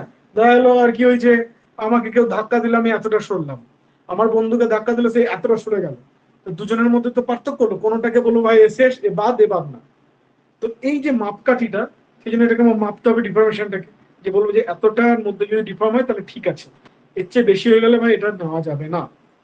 তো সেই মাপকাঠিটা মাপিটা করি কি দুটো জিনিস দিয়ে মাপি। Now what is slope? Slope মানে হচ্ছে এই যে একটা বিম এরকম করে ডিফর্ম করে গেল, তাহলে ডিফর্মেশনটা দু ধরনের হয়। কি কি? একটা হয় হচ্ছে এর এর অ্যাঙ্গুলার পরিবর্তন। অ্যাঙ্গুলার পরিবর্তন মানে কি? এ মাল আগে এরকম ছিল, এখন হলো কি এখান থেকে এরকম করে ঘুরতে শুরু করলো, বেন্ডিং মোমেন্ট অ্যাপ্লাই হচ্ছে, ঘুরতে শুরু করলো, ঘুরতে ঘুরতে ঘুরতে ঘুরতে ঘুরতে ঘুরতে গিয়ে এরকম জায়গায় চলে গেল, অর্থাৎ ঘুরে এখন মাল এরকম জায়গায় চলে এসেছে। আগে এরকম সোজা ছিল, সেখান থেকে এই দিক বরাবর একটা ঘোরা শুরু করলো, ঘুরতে ঘুরতে এখন মাল এরকম এসেছে। ঠিক আছে, এই যে অ্যাঙ্গুলার ডিফরমেশন, এই যে অ্যাঙ্গুলার ডিফরমেশন হলো তার মাপটা হচ্ছে স্লোপ দিয়ে হয়। আরেকটা কি হয়, আরেকটা হচ্ছে আরেকটা হচ্ছে এই যে বিম, এই বিমের এই পোর্শনটা ও সরাসরি সোজাসুজি স্ট্রেট ভার্টিক্যালি এখানে নেমে চলে এসেছে। ওকে, তাহলে এইভাবে যদি আমরা ডিফরমেশনকে মাপি সেটাকে বলি আমরা ডিফ্লেকশন। তাহলে ভার্টিক্যাল স্ট্রেট লাইন বরাবর যে ডিফরমেশন হয় কোনো একটা পয়েন্টের, সেটাকে আমরা বলি হচ্ছে ডিফ্লেকশন। আর কোনো পয়েন্টের যে অ্যাঙ্গুলার অর্থাৎ কৌণিক যে ডিফরমেশনটা হচ্ছে তার মেজারমেন্টটা হয় হচ্ছে স্লোপ দিয়ে। ক্লিয়ার? আচ্ছা, এবার টেকনিক্যালি আমরা স্লোপ বা ইয়েকে মাপি কি করে সেটা দেখি।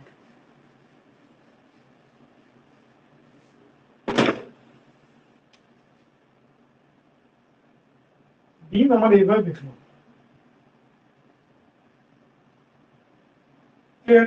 ঠিক আছে, আমরা সমস্ত মাপঝোঁকটা কিন্তু এর নিউট্রাল প্লেন থেকেই করবো ধরো, সাপোজ, ঠিক আছে, যাই হোক।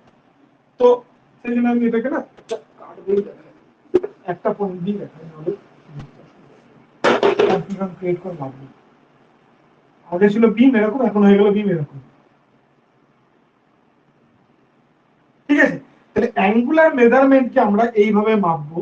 ধরো এই পয়েন্টে কতটা অ্যাঙ্গুলার বা কৌণিক ডিফরমেশন হয়েছে সেটা মাপবো কি করে? সেটা মাপার জন্য এটা আগে ছিল এরকম, ওই পয়েন্টে আগে কি রকম ছিল তার শেপটাকে আমরা ড্র করব। আর ওই পয়েন্টে যেহেতু এটা বেঁকে যাওয়ার পর কি হয়েছে, একটা কার্ভ ক্রিয়েট হয়েছে।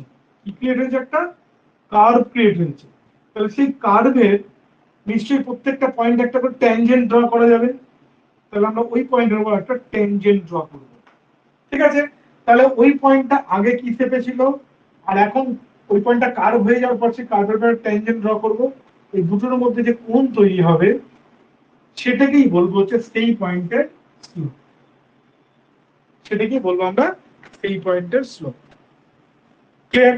আচ্ছা, তাহলে এই পয়েন্টে কত স্লোপ সেটা বুঝতে গেলে কি করে মাপবো? তাহলে এই পয়েন্টে আগে মানটা কেমন করেছিল? হরাইজন্টাল ছিল। আচ্ছা, এবার এই পয়েন্টে কি করবো? আমরা একটা ট্যানজেন্ট ড্র করব। তাহলে এই দুটোর মধ্যে যে কোণ হবে সেটা হয়ে গেল আমার স্লোপ। তাহলে স্লোপ মিন হচ্ছে সেই পয়েন্টে ইনিশিয়াল যে অ্যালাইনমেন্ট এবং সেই পয়েন্টে ডিফর্ম যে অ্যালাইনমেন্ট, সেই কার্ভে সেই পয়েন্টে যদি আমরা ট্যানজেন্ট ড্র করি তাহলে দুটোর মধ্যে যে কোণ হয় সেটাই হচ্ছে সেই পয়েন্টের স্লোপ।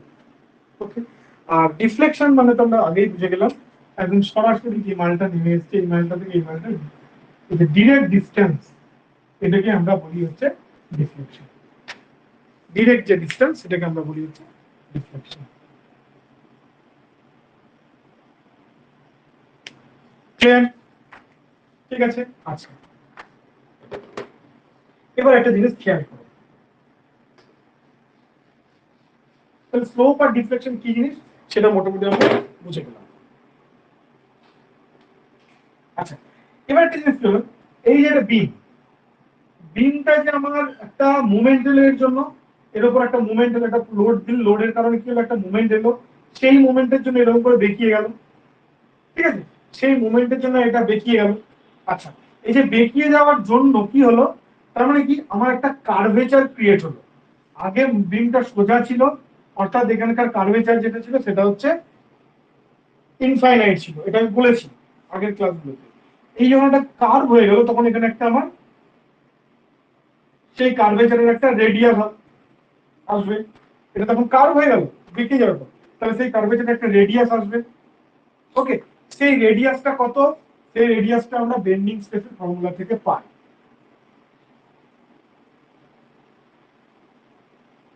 এই যে আর সেটা হচ্ছে কার্ভেচার। ঠিক আছে, তাহলে এই জিনিসটা আমার এখন এই মুহূর্তে দরকার নেই। তাহলে আমরা পাচ্ছি m by EI equal to E by R. তাহলে এখান থেকে কি পাচ্ছি? আর ইকুয়াল টু হচ্ছে EI by M. EI by M. এবার এখান থেকে জিনিস পাচ্ছি, দেখো, যদি এম, কেন কি ই হচ্ছে একটা ম্যাটেরিয়ালের জন্য কনস্ট্যান্ট আর একটা বিমের সেকশন থ্রুআউট একই থাকে, তাহলে ই আর আই মোটামুটি সেম, এটা কনস্ট্যান্ট। এবার যদি এম কনস্ট্যান্ট হয়, অর্থাৎ থ্রুআউট দ্য বিম যদি আমার বেন্ডিং মোমেন্ট কনস্ট্যান্ট হয়, অর্থাৎ ধরো এরকম কিছু ঘটলো যে কারণে আমার bending moment diagram throughout the beam এরকম এমই পেলে, কনস্ট্যান্ট এম পেলে, ইন দ্যাট কেস কি হবে? এম যখন কনস্ট্যান্ট হয়ে যাবে তখন কি হবে? পুরো মানটাই কনস্ট্যান্ট হয়ে যাবে। তাহলে কি হবে? আর উইল বি কনস্ট্যান্ট। তাহলে কনস্ট্যান্ট হয়, তাহলে তখন সেটা হয়ে যাবে কার? Circular curve. তাহলে যে কার্ভটা পেলে সার্কুলার কার্ভ। কেন? কেন কি একটা সার্কেলেরই তুমি যেখানে ইচ্ছা তুমি রেডিয়াস মাপো, সেম রেডিয়াস হয়। একটা সার্কেলের তুমি যেখানে ইচ্ছা রেডিয়াস মাপো, সব রেডিয়াস সমান। ঠিক আছে, তাহলে তোমাকে পরীক্ষায় প্রশ্ন দিতে পারে যে সার্কুলার কার্ভ কখন হবে? যখন moment throughout the length of the beam সমান থাকবে, তখন আমার radius of the curvature constant হবে, অর্থাৎ আমি একটা সার্কুলার কার্ভ পাবো। আর যদি মোমেন্ট থ্রুআউট দ্য লেন্থ পাল্টে যায়, মানে এক না থাকলো, কনস্ট্যান্ট না হলো, তাহলে কিন্তু আমি আর সার্কুলার কার্ভ পাবো না, অন্য কোনো শেপের কার্ভ পাবো, বাট সার্কুলার কার্ভ পাবো না। I think it is clear. ঠিক আছে, ওকে ওকে, ভালো কথা।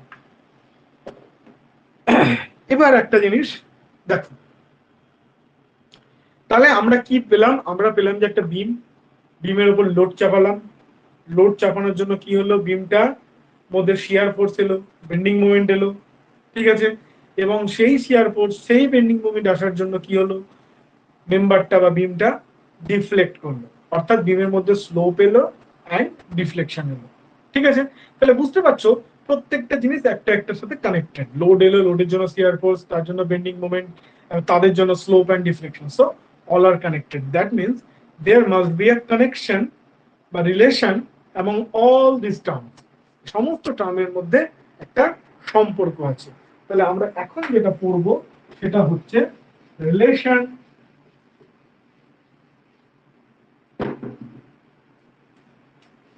খুব ইম্পর্টেন্ট, এটা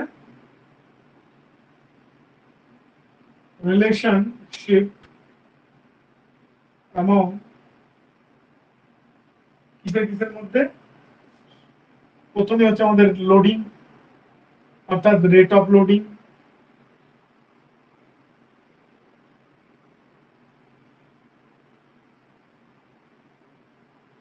শিয়ার ফোর্স, বেন্ডিং মোমেন্ট, তারপর ঢুকলো হচ্ছে স্লোপ and deflection।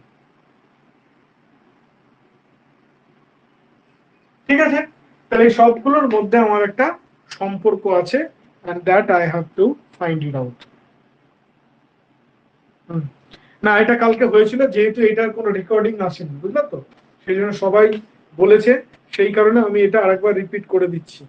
ওকে, সেই জন্য এটা আমি আরেকবার পড়িয়ে দিচ্ছি, কেন রেকর্ডিং ছিল না, ফলে কেউ দেখতে পায়নি ক্লাসটা। ওকে, আচ্ছা, এর জন্য আমি এক্সট্রা ক্লাসও নিয়ে নেবো, অসুবিধা নেই, সেটাই বলছি পরে, নো প্রবলেম।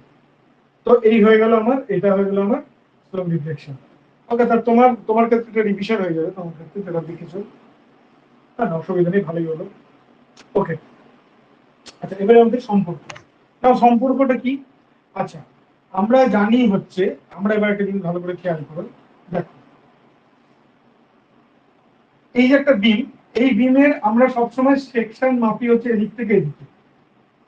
তো লেন্থটাকে আমরা মাপি, লেন্থে যে ডিনোমিনেটরটা আমরা ব্যবহার করি সেটা হচ্ছে এক্স। আর তার জন্য যে ডিফ্লেকশন হচ্ছে, এই অ্যাক্সিসে সেটাকে আমরা ওয়াই দিয়ে প্রকাশ করি, ঠিক আছে। অর্থাৎ through the length of the বিমকে আমরা এক্স ডিরেকশন দিয়ে দেখি, আর transverse to the beam axis সেটা হচ্ছে ওয়াই ডিরেকশন, অর্থাৎ ডিফ্লেকশন আমরা ওয়াই ডিরেকশনে মাপি। তাহলে এক্স ডিরেকশন বলতে আমরা লেন্থ অফ দ্য বিম বুঝবো, ওয়াই ডিরেকশন বলতে আমরা ডিফ্লেকশন বুঝবো, ক্লিয়ার? ঠিক আছে, তাহলে প্রথমে আমরা কি পাচ্ছি, ডিফ্লেকশন। ডিফ্লেকশন কোন একটা পয়েন্টে, সেটা হচ্ছে y, ক্লিয়ার? নাও স্লোপ। স্লোপ কি? স্লোপ মানে হচ্ছে ধরো এই যে ধরো এটা এইটুকুটা ধরো x, এই টুকুটা যদি x হয় তাহলে x ডিসটেন্সে আমার y এলো, তাহলে এখানে কত স্লোপ তৈরি হলো, ভূমি সরি লম্ব বাই ভূমি, সেটা এখানে থিটা তৈরি হবে, ঠিক আছে। যেহেতু থিটা খুব ছোট হলে ট্যান থিটা গুলো থিটা হয়ে যায়, ঠিক আছে। তাহলে হচ্ছে এটা থিটা হয়ে যাবে।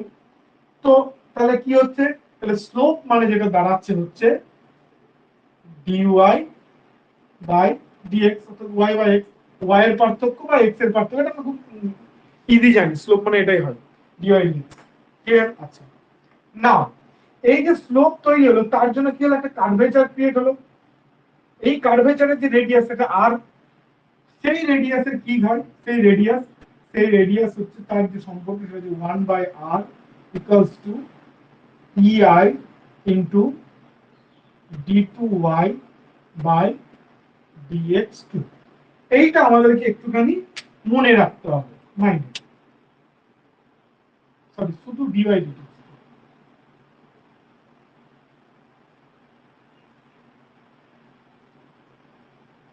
এইটা কিন্তু আমাদেরকে একটুখানি মেমোরাইজ করে রাখতে হবে। এই জিনিসটা আমরা এই জিনিসটা ডিরাইভেশনটা আমরা শিখেছি 11-12 ম্যাথসে, জিওমেট্রিতে ছিল। এই জিনিসটা আমরা জানি, না জানলেও ছেড়ে দাও, তুমি এটা মনে রাখো, যে নাও জানো এটাকে নিয়ে আর মাথা ঘামিয়ে লাভ না, এটা মনে রাখো, এটা 1/r = d2y বাই dx2 হয়। এবার এবার তাহলে ডিফ্লেকশন কি, স্লোপ কি, সেটা পেলাম। এবার এগুলোর সম্পর্ক shear force, bending moment, rate of loading এর সাথে কি, সেটা এবার আমরা বার করতে যাচ্ছি। ওকে, আচ্ছা, আর পেয়ে গেছি মানে মোমেন্টের সাথে আমাকে রিলেট করাটা খুব একটা ইজি ব্যাপার, কারণ কি একটু আগে আমরা জেনেছি যে আর ইকুয়ালস টু হচ্ছে ei বাই m, ঠিক আছে। তাহলে 1/r ইকুয়াল টু হবে কি m বাই ei। ওকে, তাহলে 1/r ইকুয়ালস টু হবে m বাই ei, ক্লিয়ার?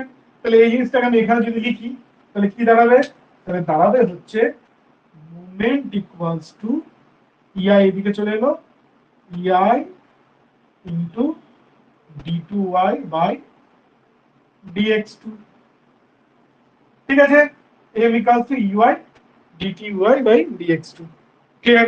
আচ্ছা, এবার আমরা কি জানি, শিয়ার ফোর্স মানে কি জানি, v যদি শিয়ার ফোর্স হয় সেটা ইকুয়াল টু কি জানি, dm dx, এটা তো আমরা জানি।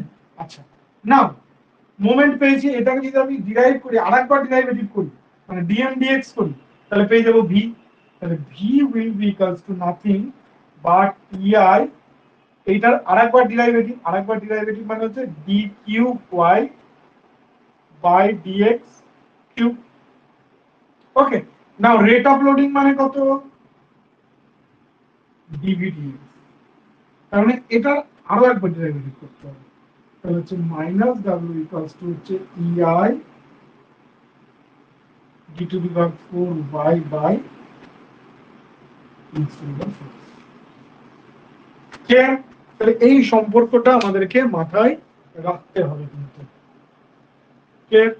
শুধুমাত্র এইটা মনে রাখলেই বাকি তোমরা জিনিসটা নিজেরাই বানিয়ে ফেলতে পারবে, কটা কঠিন ব্যাপার কিছু না, ক্লিয়ার? আচ্ছা, এবার একটা জিনিস খেয়াল করে দেখো, এখান থেকে একটা মজার জিনিস পাওয়া যাচ্ছে। কি মজার জিনিস পাওয়া যাচ্ছে, যে আমরা এখন অবধি কি শিখেছি, আমরা শিখেছি যে এই যদি একটা বিম হয়,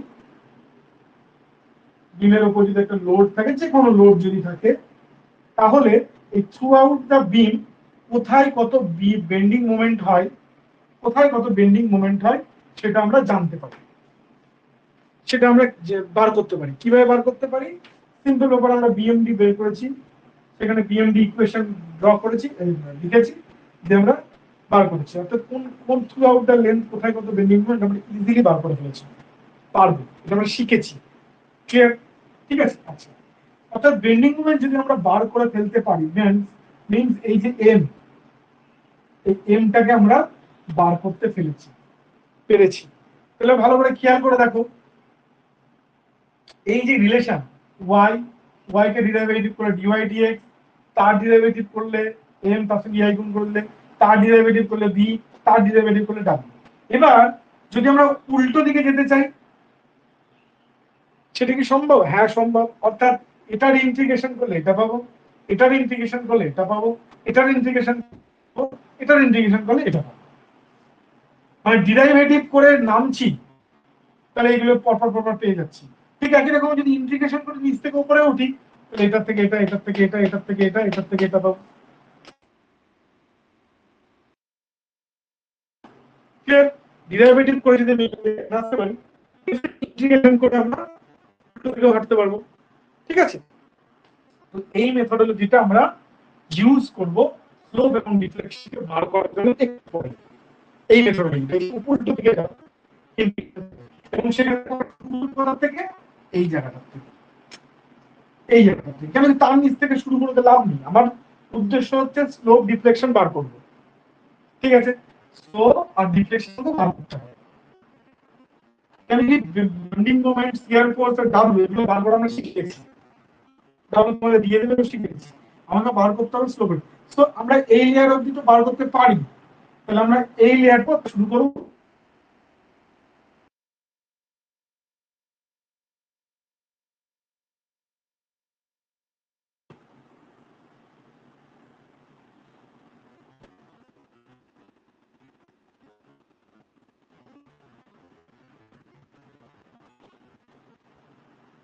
আমার কথা কি শোনা যাচ্ছে না?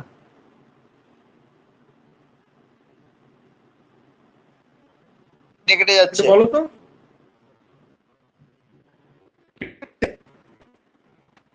একদমই শোনা যাচ্ছে না, কেটে কেটে যাচ্ছে। আর ব্ল্যাক হয়ে যাচ্ছে থেকে থেকে।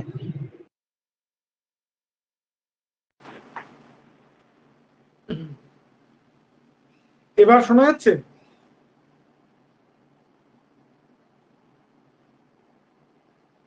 হ্যাঁ স্যার, এবার ঠিক আছে।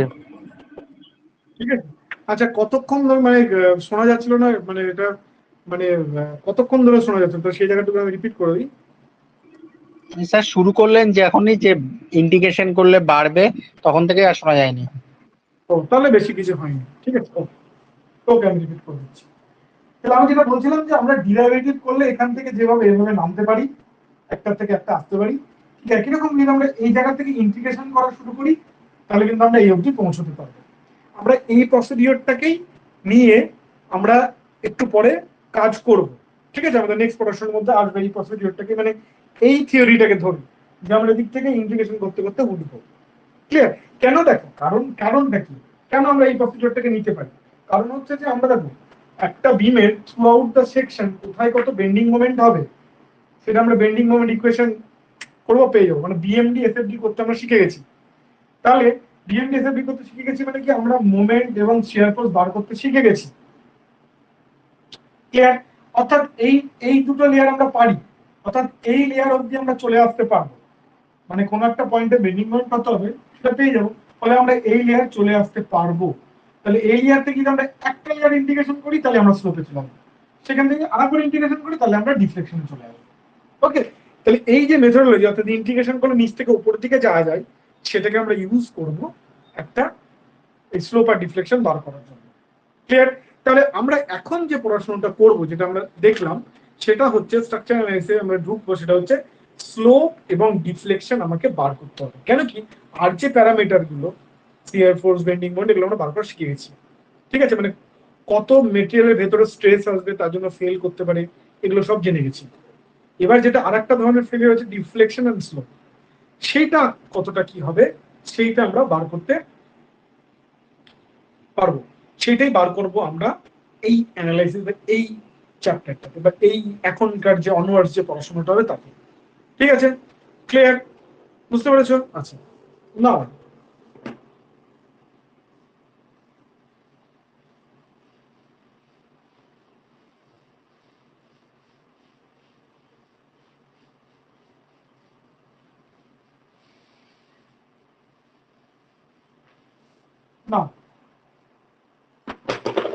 আমাদের কাছে এই যে স্লোপ আর ডিফ্লেকশন বার করার জন্য, অর্থাৎ আমরা যেটা পড়বো সেটা হচ্ছে ডিটারমিনেশন অফ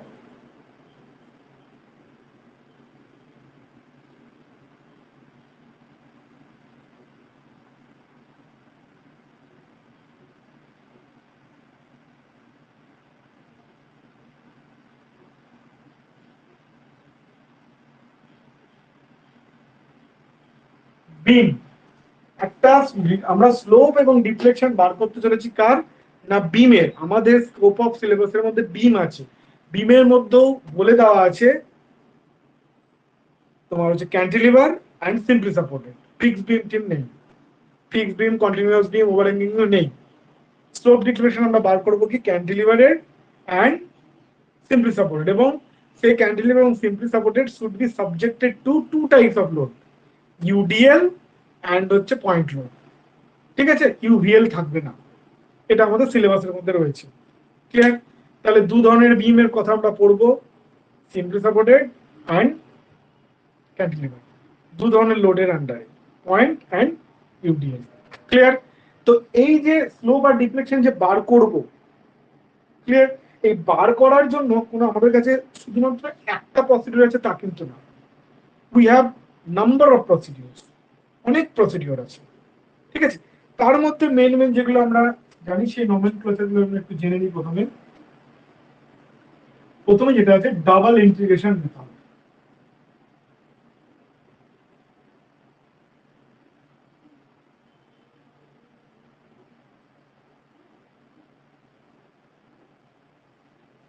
দু নম্বর হচ্ছে মোমেন্ট এরিয়া মেথড বা এরিয়া মোমেন্ট মেথড। তিন নম্বর হচ্ছে কনজুগেট বিম মেথড।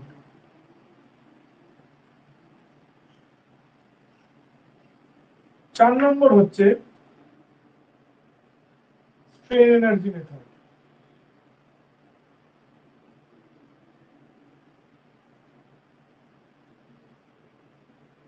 পাঁচ নম্বর হচ্ছে super impose method, super impose theorem. 6 নম্বর হচ্ছে লোড ট্রান্সফার মেথড।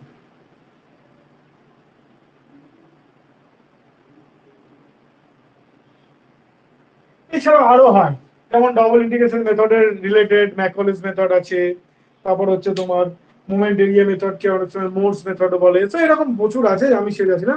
বাট মূলত মোটামুটি এই কটা মেথডের নামটা তোমরা অন্ততপক্ষে জেনে রাখো। ওকে, যেমন এই কখনো কোনো প্রশ্ন দিলে যাতে বুঝতে পারো যে এটা এই জিনিস, সিভিল পড়েছো তোমার মেথডের নামগুলোই জানো না, এবং মেথডের নামগুলো কিন্তু ফ্রেম অ্যানালিসিস মেথডের নামগুলো কিন্তু খুব ইম্পর্টেন্ট, এটা তোমাদের সিলেবাসে রয়েছে। ওকে, সো নামগুলো তোমাদেরকে জানতে হবে, এবং শুধু নাম না, এই মেথডগুলো মোটামুটি স্পেসিফিক্যালি, যেমন ধরো এই স্ট্রেন এনার্জি, এটা দরকার নেই কারণ এটা তোমার সিলেবাসে নেই, এটা আমি কিছু বলবো না। ঠিক আছে, but mainly double integration method, moment area method এবং কনজুগেট বিম মেথড, এই তিনটে সম্পর্কে আমাদের কিন্তু জানতে হবে। এর মধ্যে এই দুটো আমরা ডিটেলে করব। ওকে, এটাও মোটামুটি জানবো। আর কেন কি থিওরেম গুলো থেকে, এর পেছনে ছোট ছোট ছোট ছোট যে থিওরি আছে সেইগুলো থেকে কিন্তু প্রশ্ন হয়, এসএসসি জেইতে হয়, পিএসসি জেইতে হতে পারে। কেন কি পিএসসি জেইতে এক্সপেক্টেড কোয়েশ্চেন প্যাটার্ন কিন্তু এবার যদি হয় টাফার হবে, মানে কঠিন হবে। ওই চিরাচরিত ওই মুখস্থ করেছি ওরকম টাইপের করলে কিন্তু নাও হতে পারে, কোয়েশ্চেন প্যাটার্ন কিন্তু টাফ হবে। ঠিক আছে, যেগুলো আমরা পড়ি না, যেমন এইতে সেই আগের বছরগুলোর মতো পুরোনো ধরনের কোয়েশ্চেন কিন্তু হয়নি, একদম পাল্টে দিয়েছে, গেট স্ট্যান্ডার্ড করে দিয়েছে কোয়েশ্চেনটাকে। একই রকম ভাবে যেইতেও তোমরা যারা শুধুমাত্র ডিপ্লোমা করেছো, ভেবো না যে সেই শুধু ওই মুখস্থ করবো, ওরকম করে কিন্তু নাও ক্লিয়ার হতে পারে পিএসসি থেকে। তো বুঝতে হবে, ডিপে পড়তে হবে। ওকে, ঠিক আছে, তাহলে আমরা গেটের কোশ্চেন সলভ করতে হবে পিএসসির জন্য, এই জন্য গেটের তো কিছু কিছু তো করলে তো অবশ্যই ভালো। ঠিক আছে, মোদ্দা কথা স্ট্যান্ডার্ডটাকে হাই করতে হবে। ওই আগের বছরগুলোতে পিএসসি এই যে কোয়েশ্চেন এসেছে ওগুলোকে যদি তুমি স্ট্যান্ডার্ড ধরে নাও, মানে লাস্টটা বাদ দিয়ে, তাহলে কিন্তু চলবে না। পিএসসি যেই ক্ষেত্রেও তাই, আগের বছরের যে প্রশ্নগুলো, সরি সেই প্রশ্নপত্রগুলো শুধুমাত্র তোমার রেফারেন্স পয়েন্ট। ওকে, এবং মানে মনে রাখতে হবে ইন ডিটেইলসে পড়তে হবে তো স্যার, না একদম ডেপথে পড়তে হবে? না, এবং মনে রাখবে ওগুলো হচ্ছে বেসিক লেভেল। মানে কি বলবো, ধরে নাও লাস্ট ইয়ার বা তার আগের ইয়ারের কোয়েশ্চেন গুলো হচ্ছে ক্লাস 1 এর কোয়েশ্চেন, আর পরীক্ষা হবে ক্লাস 3 তে। বুঝতে পেরেছো? ঠিক আছে কেন স্যার। কি প্রত্যেক আচ্ছা দিন স্ট্যান্ডার্ড হাই হচ্ছে। ওকে, কেন কি চান্স তো তোমরা দেখো পিএসসি যেই তো বারবার হবে না, বা এই পরীক্ষা বারবার হয় না, চান্স একটা বা দুটোই পাবে। সো স্ট্যান্ডার্ডকে কিন্তু হাই রাখবে, এটা কিন্তু আমি বারবার বলি। ওকে, আচ্ছা চলো তাহলে আমরা প্রথমে হচ্ছে ডবল ইন্টিগ্রেশন মেথডটা আমি একটুখানি দেখি। হ্যাঁ, ডিটেলিং এ আজকে করবো না, ডিটেলিং আমি নেক্সট দিনই করাবো। মেথডটা কি সেটাই বলি। মেথডটার ব্যাপারে আমি অলরেডি বলেও দিয়েছি। এই যে একটু আগে বললাম যে ডিরাইভেটিভ করে যদি আমি নিচের দিকে নামতে পারি তাহলে ইন্টিগ্রেশন করে আমি উপর দিকে উঠতে পারবো। আমার ফাইন্ড আউট করতে হবে হচ্ছে y, and ফাইন্ড আউট করতে হবে হচ্ছে dy dx বা স্লোপ। ওকে, আচ্ছা স্লোপকে আমরা থিটা দিয়ে বোঝাই, আর ডিফ্লেকশনকে আমরা y দিয়ে বোঝাই, লিখেছি। ওকে, আচ্ছা ডবল ইন্টিগ্রেশন মেথড কেন নাম দেওয়া হয়েছে? কেন কি আমরা একটা বিমের যে কোনো পয়েন্টে কত মুভমেন্ট, একটা লোডের জন্য যে কোনো পয়েন্টে কত মুভমেন্ট আছে সেটা আমরা বার করতে পারবো। সে এক্স ডিসটেন্স ধরে এই জায়গাটার মুভমেন্ট কত, সে এম, এটা আমি বার করতে পারবো। তাহলে এই পয়েন্টে যদি আমি মুভমেন্ট বার করতে পারি তাহলে আমি ডিরেক্ট এই স্টেপটাই চলে আসতে পারবো, এই জায়গায় চলে আসতে পারবো, কেন কি আমি মোমেন্ট এখানে বার করতে পারবো। আচ্ছা, আমরা যে দেখো এই যে তোমাদেরকে যে আমি শিখিয়েছি বেন্ডিং মোমেন্ট ইকুয়েশন বানিয়ে করা, তার অ্যাডভান্টেজটা তুমি এখানে পাবে। কিভাবে না, আমরা যে মোমেন্ট বার করেছি bending moment equation, bending moment diagram ইকুয়েশনে, সেটা কি করেছিলাম এক্স এর বেসিসে বার করেছিলাম। ঠিক আছে, যেমন এই ক্ষেত্রে যদি ডাব্লিউ হয় তাহলে ডাব্লিউ বাই 2 ইন্টু এক্স হবে, এক্স করেছিলাম। এটা কিন্তু খুব দরকারি, তার ডিরেক্ট উপকার তুমি এখানে পাবে। তাহলে এম এর জায়গায় আমি ওই যেটা পেয়েছি সেটাকে আমি এখানে বসিয়ে দেবো, দিয়ে তারপর আমি তার প্রথম ইন্টিগ্রেশন করব, যে পাবো হচ্ছে আমি স্লোপ। তারপর তার আমি দ্বিতীয় ইন্টিগ্রেশন করব, পাবো হচ্ছে আমি ডিফ্লেকশন। তাহলে কবার ইন্টিগ্রেশন করতে হচ্ছে আমার পুরো ডেটা দুটো পাওয়ার জন্য? দুবার ইন্টিগ্রেশন করতে হচ্ছে। একবার ইন্টিগ্রেশনে পাচ্ছি স্লোপ, আর দুবার ইন্টিগ্রেশনে পাচ্ছি আমি deflection. That is why it is called double integration method. ঠিক আছে, সেই জন্য এটাকে বলা হচ্ছে ডাবল ইন্টিগ্রেশন মেথড। স্যার এখানে হচ্ছে আমরা ডি মানে যে m equals to ei into d2 by dy যেটা পেয়েছি আমরা, ওটা তো m ইকুয়ালস টু ডাইরেক্ট পেয়ে যাব। হ্যাঁ, এবার মানে যে পেয়ে যাবে, যেমন এই ক্ষেত্রে যেমন ধরো হ্যাঁ, এটা তো পেয়ে যাব। তাকে জাস্ট 3 করলেই আমরা হচ্ছে স্লোপ পেয়ে হ্যাঁ, যাবো। তারপর একটা ইন্টিগ্রেশন করতে হবে, তারপর আমি আরেকটা ইন্টিগ্রেশন করবো, তাহলে আমি ইয়ে পেয়ে যাবো। ঠিক আছে, একটা করলে হচ্ছে স্লোপটা পাবো। হ্যাঁ, যেমন ধরো আমি এটা বলি, ধরো একটা কোনো কিছুর মোমেন্ট ধরো বেরোলো হচ্ছে ডাব্লু গুণিত এক্স। ঠিক আছে, বা ধরো আমি এম দিয়ে লিখছি, ছাড়ো। আচ্ছা, তাহলে প্রথম ইন্টিগ্রেশন করলে কি হবে, ধরো এম এর মধ্যে একটা এক্স ধরে আছে, এবার ধরো আমি ডাব্লিউ এক্স লিখছি। ধরো পেলাম হচ্ছে কেমন একটা ইকুয়েশন, এম পেলাম হচ্ছে W x, that is equal to হচ্ছে ইআই d2y বাই dx। তাহলে এবার আমি ইন্টিগ্রেশন করছি প্রথমে, w তো কনস্ট্যান্ট, হ্যাঁ x স্কয়ার বাই 2। হ্যাঁ, ঠিক আছে, তাহলে হয়ে গেল হচ্ছে x স্কয়ার বাই 2 প্লাস একটা ইন্টিগ্রেশন করলে একটা কনস্ট্যান্ট চলে c আসবে, আসবে। হ্যাঁ, দ্যাট ইজ হলো এদিকে হয়ে গেল ইআই ইনটু ডিওয়াই ডিএক্স। আচ্ছা, এবার আমাকে আরেকবার ইন্টিগ্রেশন করতে হবে, তাহলে আরেকবার ইন্টিগ্রেশন করতে, তাহলে হয়ে গেল আমার ডাব্লিউ এক্স কিউব বাই নিচে 3 নাম্বার, আগে 2 ছিল আর 2 আছে 6। আর c1 এর ইন্টিগ্রেশন করে c1 এক্স হবে, আর একটা কনস্ট্যান্ট চলে যাবে, that is equal to EI into. এবার দেখো সবই তোমার জানা, শুধু জানা নেই হচ্ছে c1 আর c2, এই কনস্ট্যান্ট গুলোর মান তোমার জানা নেই। এবার এই কনস্ট্যান্ট গুলো কি করে বার করবে? কনস্ট্যান্ট গুলোকে বার করার জন্য উই ইউজ বাউন্ডারি কন্ডিশন।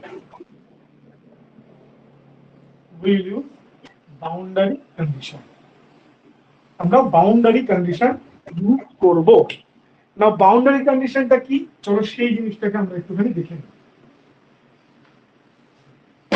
দু ধরনের বিম আছে আমাদের কাছে, সিম্পলি সাপোর্টেড বিম আর ক্যান্টিলিভার বিম। ক্যান্টিলিভার বিমকে আমরা ক্যান্টিলিভার বিমে ধরো তুমি এই মাথায় লোড লাগালে বা ইউডিএল লাগাও, যা ইচ্ছা লাগাও, ওমাল বেঁকবে কিভাবে সাধারণত এইটার জন্য এরকম করে বেঁকবে, ঠিক আছে। আচ্ছা, এবার আমরা জানি কি ফিক্সড এন্ড, এটা ফিক্সড এন্ড ক্যান্টিলিভারের। ফিক্সড এন্ডের কি হয়, স্লোপ, এটা আমরা দেখেছি এরকম। ফিক্সড এন্ডে কোনো স্লোপ হয় না, আর ফিক্সড এন্ডে কোনো ডিফ্লেকশনও হয় না। তাহলে ফিক্সড এন্ডে কোনো স্লোপ হয় না, ফিক্সড এন্ডে কোনো ডিফ্লেকশন হয় না। ওকে, আচ্ছা, এটাকেই আমরা বলবো হচ্ছে বাউন্ডারি কন্ডিশন, অর্থাৎ ফিক্সড এন্ডে স্লোপ 0, ফিক্সড এন্ডে ডিফ্লেকশন 0, এটাকেই বলবো আমরা হচ্ছে বাউন্ডারি কন্ডিশন, ঠিক আছে। ধরো আমি এই ক্ষেত্রে যদি চলে আসি, ধরো ডাব্লিউ, তাহলে আমরা কি করবো এই জায়গাটাতে, প্রথমে আমরা ধরবো যে অ্যাট এদিক থেকে আমরা x ধরে আসছি, তাহলে at x equal to l, at x equal to l dy dx 0, তাহলে এখানে পুট করো dy dx এর মান 0 পুট করলে x এর জায়গায় l বসাবো, তাহলে কি হলো, এই মানটা 0 হয়ে গেল, তাহলে c1 এর মান বেরিয়ে গেল, সিম্পল। আচ্ছা, আবার নেক্সট এইটা, তাহলে c1 এর মান বেরিয়ে গেল, তাহলে c1 এখানে তুমি বেরিয়ে যাওয়া মানটা বসিয়ে দেবে। এবারটাই দেখো at x equal to l, x equal to l, এইখানটা ডিফ্লেকশন হলো, তাহলে x এর জায়গায় l বসাও আর ডিফ্লেকশন 0 করো, এই মানটাকে 0 করে দাও, তাহলে c2 মান এখান থেকে বেরিয়ে যাবে, তাহলে c1 c2 এর মান বেরিয়ে যাচ্ছে। ক্লিয়ার? আমরা পরে নেক্সট ক্লাসে ডিটেইলে প্রবলেম সলভ করব, তাহলে আরো ব্যাপারটা ক্লিয়ার হয়ে যাবে। কিভাবে করি সেটা আমরা বুঝে নাও। তাহলে আমাদের স্টেপ গুলোকে যদি বলি, স্টেপ গুলো কি কি? স্টেপ নাম্বার 1, কোন পয়েন্টে তোমাকে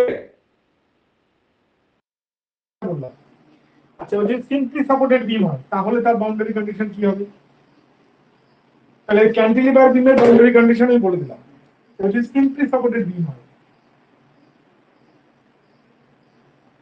তাহলে সিম্পলি সাপোর্টেড বিম দেখাবে কিভাবে, এইভাবে দেখাবে, ঠিক আছে। আচ্ছা, তাহলে প্রথমে বুঝতে পারছো এই যে সাপোর্ট, এই সাপোর্টে আমার ডিফ্লেকশন 0, সাপোর্টে আমার ডিফ্লেকশন 0, এটা ডিফ্লেক্ট করবে না সাপোর্টে। ওকে, নাও এবার একটা কি খেয়াল করে দেখো, স্লোপ মানে কি? স্লোপ মানে হচ্ছে যে পয়েন্টে স্লোপ তুমি মেজার করছো সেই পয়েন্ট ইনিশিয়ালি কত ছিল, এরকম ছিল, আর সেটা ডিফ্লেক্ট করার পরে কত হলো।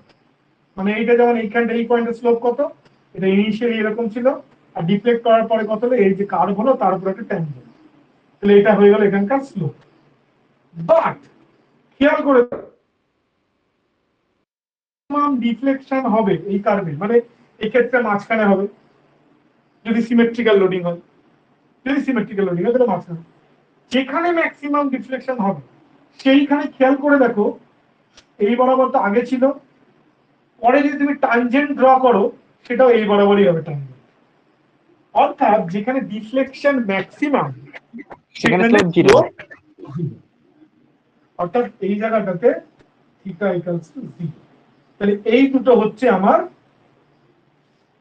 বাউন্ডারি কন্ডিশন, অবশ্যই যেখানে y equal to y max, ঠিক আছে। এটা হয়ে গেল অ্যাট সাপোর্ট, আর এটা হয়ে গেল অ্যাট y ম্যাক্স, সিম্পল। ওকে, তাহলে এই দুটো হয়ে গেল আমাদের বাউন্ডারি কন্ডিশন। হলো এখানে স্যার দুটো কন্ডিশন করে তো ইকুয়েশনটাকে সলভ করলেই তো c1 আর c2 টা বেরিয়ে যাবে। এই বাউন্ডারি কন্ডিশন একটা, দেখো দুটো আননোন আছে c1 c2, ঠিক আছে, দুটোর জন্য তাই দুটো আমরা ইকুয়েশন, দুটো ইকুয়েশন আলাদা আলাদা আছে, ফলে আমাদের বাউন্ডারি কন্ডিশন দুটো দরকার, একটা বাউন্ডারি কন্ডিশন একটা বাউন্ডারি কন্ডিশন। ক্যান্টিলিভার আমরা দুটো বাউন্ডারি কন্ডিশন পেয়েছি, তো এই দুটো বাউন্ডারি কন্ডিশন গুলোকে আমরা অ্যাপ্লাই করব, দিয়ে c1 c2 বার করলে আমাদের গল্প শেষ। ওকে, আচ্ছা নাও এবার যদি আমি টোটাল জিনিসটাকে সাম আপ করি, ডবল ইন্টিগ্রেশন মেথডের স্টেপগুলোকে যদি আমি সাম আপ করি তাহলে কি পাচ্ছি, স্টেপগুলো যদি আমি সাম আপ করি তাহলে কি পাচ্ছি, প্রথমে আমাকে একটা প্রশ্ন দেবে যে একটা বিম, সেই বিমে এরকম একটা লোডিং করা আছে, তুমি আমাকে বলে দাও যে সাপোর্টে কত স্লোপ হবে আর ম্যাক্সিমাম ডিফ্লেকশন কত হবে। অর্থাৎ সাপোর্টে আমাকে বার করতে হবে স্লোপ আর মাঝখানে বার করতে হবে হচ্ছে ওয়াই। তোমাকে প্রশ্ন করলো এটা কি করে করবে। ফার্স্ট স্টেপে হচ্ছে যে পয়েন্টে তোমাকে বার করতে হচ্ছে, ঠিক আছে, তাহলে তুমি মাঝখানের পয়েন্টে, ঠিক আছে, তাহলে হচ্ছে এখান থেকে এইটুকুর মধ্যে একটা সেকশন নাও, এইটুকু এরিয়ার মধ্যে, সেখানে মোমেন্ট কত হবে সেটা তুমি বার করো ইউজিং বিএমডি ইকুয়েশন, ঠিক আছে।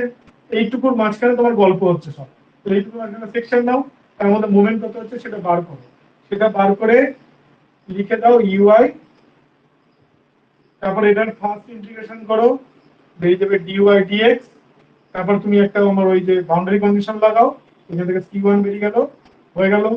নেক্সট আবার ইন্টিগ্রেশন করো, এখানে আরেকটা বাউন্ডারি কন্ডিশন লাগাও, C2 বেরিয়ে গেল, গল্প হয়ে গেল। এই হচ্ছে ডবল ইন্টিগ্রেশন মেথডের প্রসেস। ওকে, তাহলে আজকে আমরা ক্লাসটাকে এখানেই রাখছি। আমরা নেক্সট ক্লাসে ডবল ইন্টিগ্রেশন মেথড আর হচ্ছে মোমেন্ট এরিয়া মেথড এবং কনজুগেট মেথডের থিওরিটা দেখে নেবো। একদম পুরোটা সবটা মোটামুটি নেক্সট ক্লাসে আমাদের কভার হয়ে যাবে। ওকে, ঠিক আছে, ওকে, চলো তাহলে আজকের ক্লাসটা এখানে রাখা যাক। আর সানডে ক্লাসে কিন্তু চেষ্টা করবে প্রত্যেকে লাইভে থাকবার। আমি এটা বারবার বলছি, বি সিরিয়াস। এক্সাম যে কোনো দিন ডিক্লেয়ার হতে পারে, তোমরা যদি ভালো করে প্রিপেয়ার না করো, লাইভে থাকলে কনফিউশন যেগুলো হবে ডিরেক্টলি জিজ্ঞেস করে নেবে, that will be better for you. Okay, anyway, otherwise তোমরা এই রিলেটেড, আমি সবাইকে বলবো এই রিলেটেড কোয়েশ্চেন যতগুলো আমাদের পড়া হচ্ছে গ্রুপে তোমরা কিছু কিছু কোয়েশ্চেন করো, পিবিএসসি জেই এসএসসি জেই, কারণ কি তোমাদের কাছে প্রচুর বই আছে, বইয়ের মধ্যে প্রচুর প্রশ্ন আছে, সেগুলো করো, তাহলে সেখানে আনসার গুলো দেওয়া হবে। না হলে কিন্তু শিখতে পারবে না, মানে যেটুকু পড়াচ্ছি মানে ওই আমারই পড়া হচ্ছে আর কি, তোমাদের কতটা প্রিপারেশন সেটা কিন্তু বুঝতে পারবে। সো কোয়েশ্চেন সাবমিট করো গ্রুপে অ্যান্ড সেগুলো সলভ করো, বা যেগুলোর মধ্যে কঠিন কোয়েশ্চেন, এগুলো কনফিউশন আমি নেক্সট ক্লাসে করিয়ে দিলাম। ওকে, তো ওকে, ঠিক আছে, চলো নেক্সট ক্লাসে, হ্যাঁ তুমি থাকো, নেক্সট ক্লাসে দেখা হচ্ছে। আর একটা জিনিস, আজকে আমার 8th ক্লাস শেষ হচ্ছে, ঠিক আছে, বাট কি যেহেতু আগের ক্লাসটা এরকম হলো, যাই হোক, তো বাট সেই কারণে আমার আজকে 8th ক্লাস শেষ হলেও আমি নেক্সট স্যাটারডে সানডে ক্লাস আমি যে নেব, তারপরে আমি কিন্তু এই যে এক্সট্রা দুটো ক্লাস নেব, তারপরে আমার মান্থ এন্ড ধরবে, ঠিক আছে। এখন এটাকে মান্থ এন্ড ধরবে না, যদিও আজকে মান্থ এন্ড হয়ে গেল, বাট স্টিল আমি আরো দুটো ক্লাস এক্সট্রা নেব, ঠিক আছে, তারপরে মান্থ এন্ড ধরবে। ওকে, মানে স্যার পরের ঠিক week আছে, থেকে আর কি। হ্যাঁ হ্যাঁ হ্যাঁ, পরের উইক ক্লাস করাবো, এক্সট্রা ক্লাস করাবো দুটো, তারপরে মান্থ এন্ড ধরবে, ঠিক আছে, ঠিক আছে। ওকে, ঠিক আছে, চলো টাটা। আর স্যার একটা কোশ্চেন ছিল, একটু বলবো? হ্যাঁ বলো। স্যার বলছিলাম স্যার, ওয়াটার সিমেন্ট রেশিও যদি বাড়ে বলে, তার মানে কি সিমেন্টটা বাড়ছে না ওয়াটারটা বাড়ছে, নাকি দুটোই বাড়ছে? সিম্পল ব্যাপার, যদি তুমি ওয়াটার সিমেন্ট রেশিও বাড়ছে, সিমেন্ট রেশিও বলছো, when the term is water cement ratio, মানে ওয়াটারের সিমেন্টের রেশিও, দ্যাট মিন্স এটা বৃদ্ধি পাবে কখন, যখন এটা বাড়বে আর এটা কমবে। হ্যাঁ, water দুটোই বাড়ছে। বাড়ছে না? হ্যাঁ, দুটো না না, বাড়ছে না। দুটো বাড়লে কি করে এটা বাড়বে? হ্যাঁ হ্যাঁ, রেশিও মিন হচ্ছে যেটা উপরে থাকবে সেটা বাড়লে রেশিও সেটাই বাড়বে, বাড়বে। হ্যাঁ, অথবা নিচেরটা যদি কমে তাহলেও বাড়বে, বাড়বে, নিচেরটা কমা মানে উপরেরটা বাড়া, ঠিক আছে। কংক্রিট টেকনোলজিতে স্যার একটু অনেক রকম বললাম। হ্যাঁ, না আমি পড়াবো, আমি এই পুরো সেশনটা শেষ করবো। আমি এটা যেমন চারটে আমার শেষ হয়ে গেলে আরসিসি ঢুকবো, আরসিসি পরে আমি কংক্রিট টেকনোলজি পড়াবো, তাহলে পুরো আমার গল্পটা শেষ। দেন আমি ট্রান্সপোর্ট বা এনভায়রনমেন্ট ধরবো কোনো একটা, আচ্ছা, ঠিক আছে, ওকে, চলো টাটা।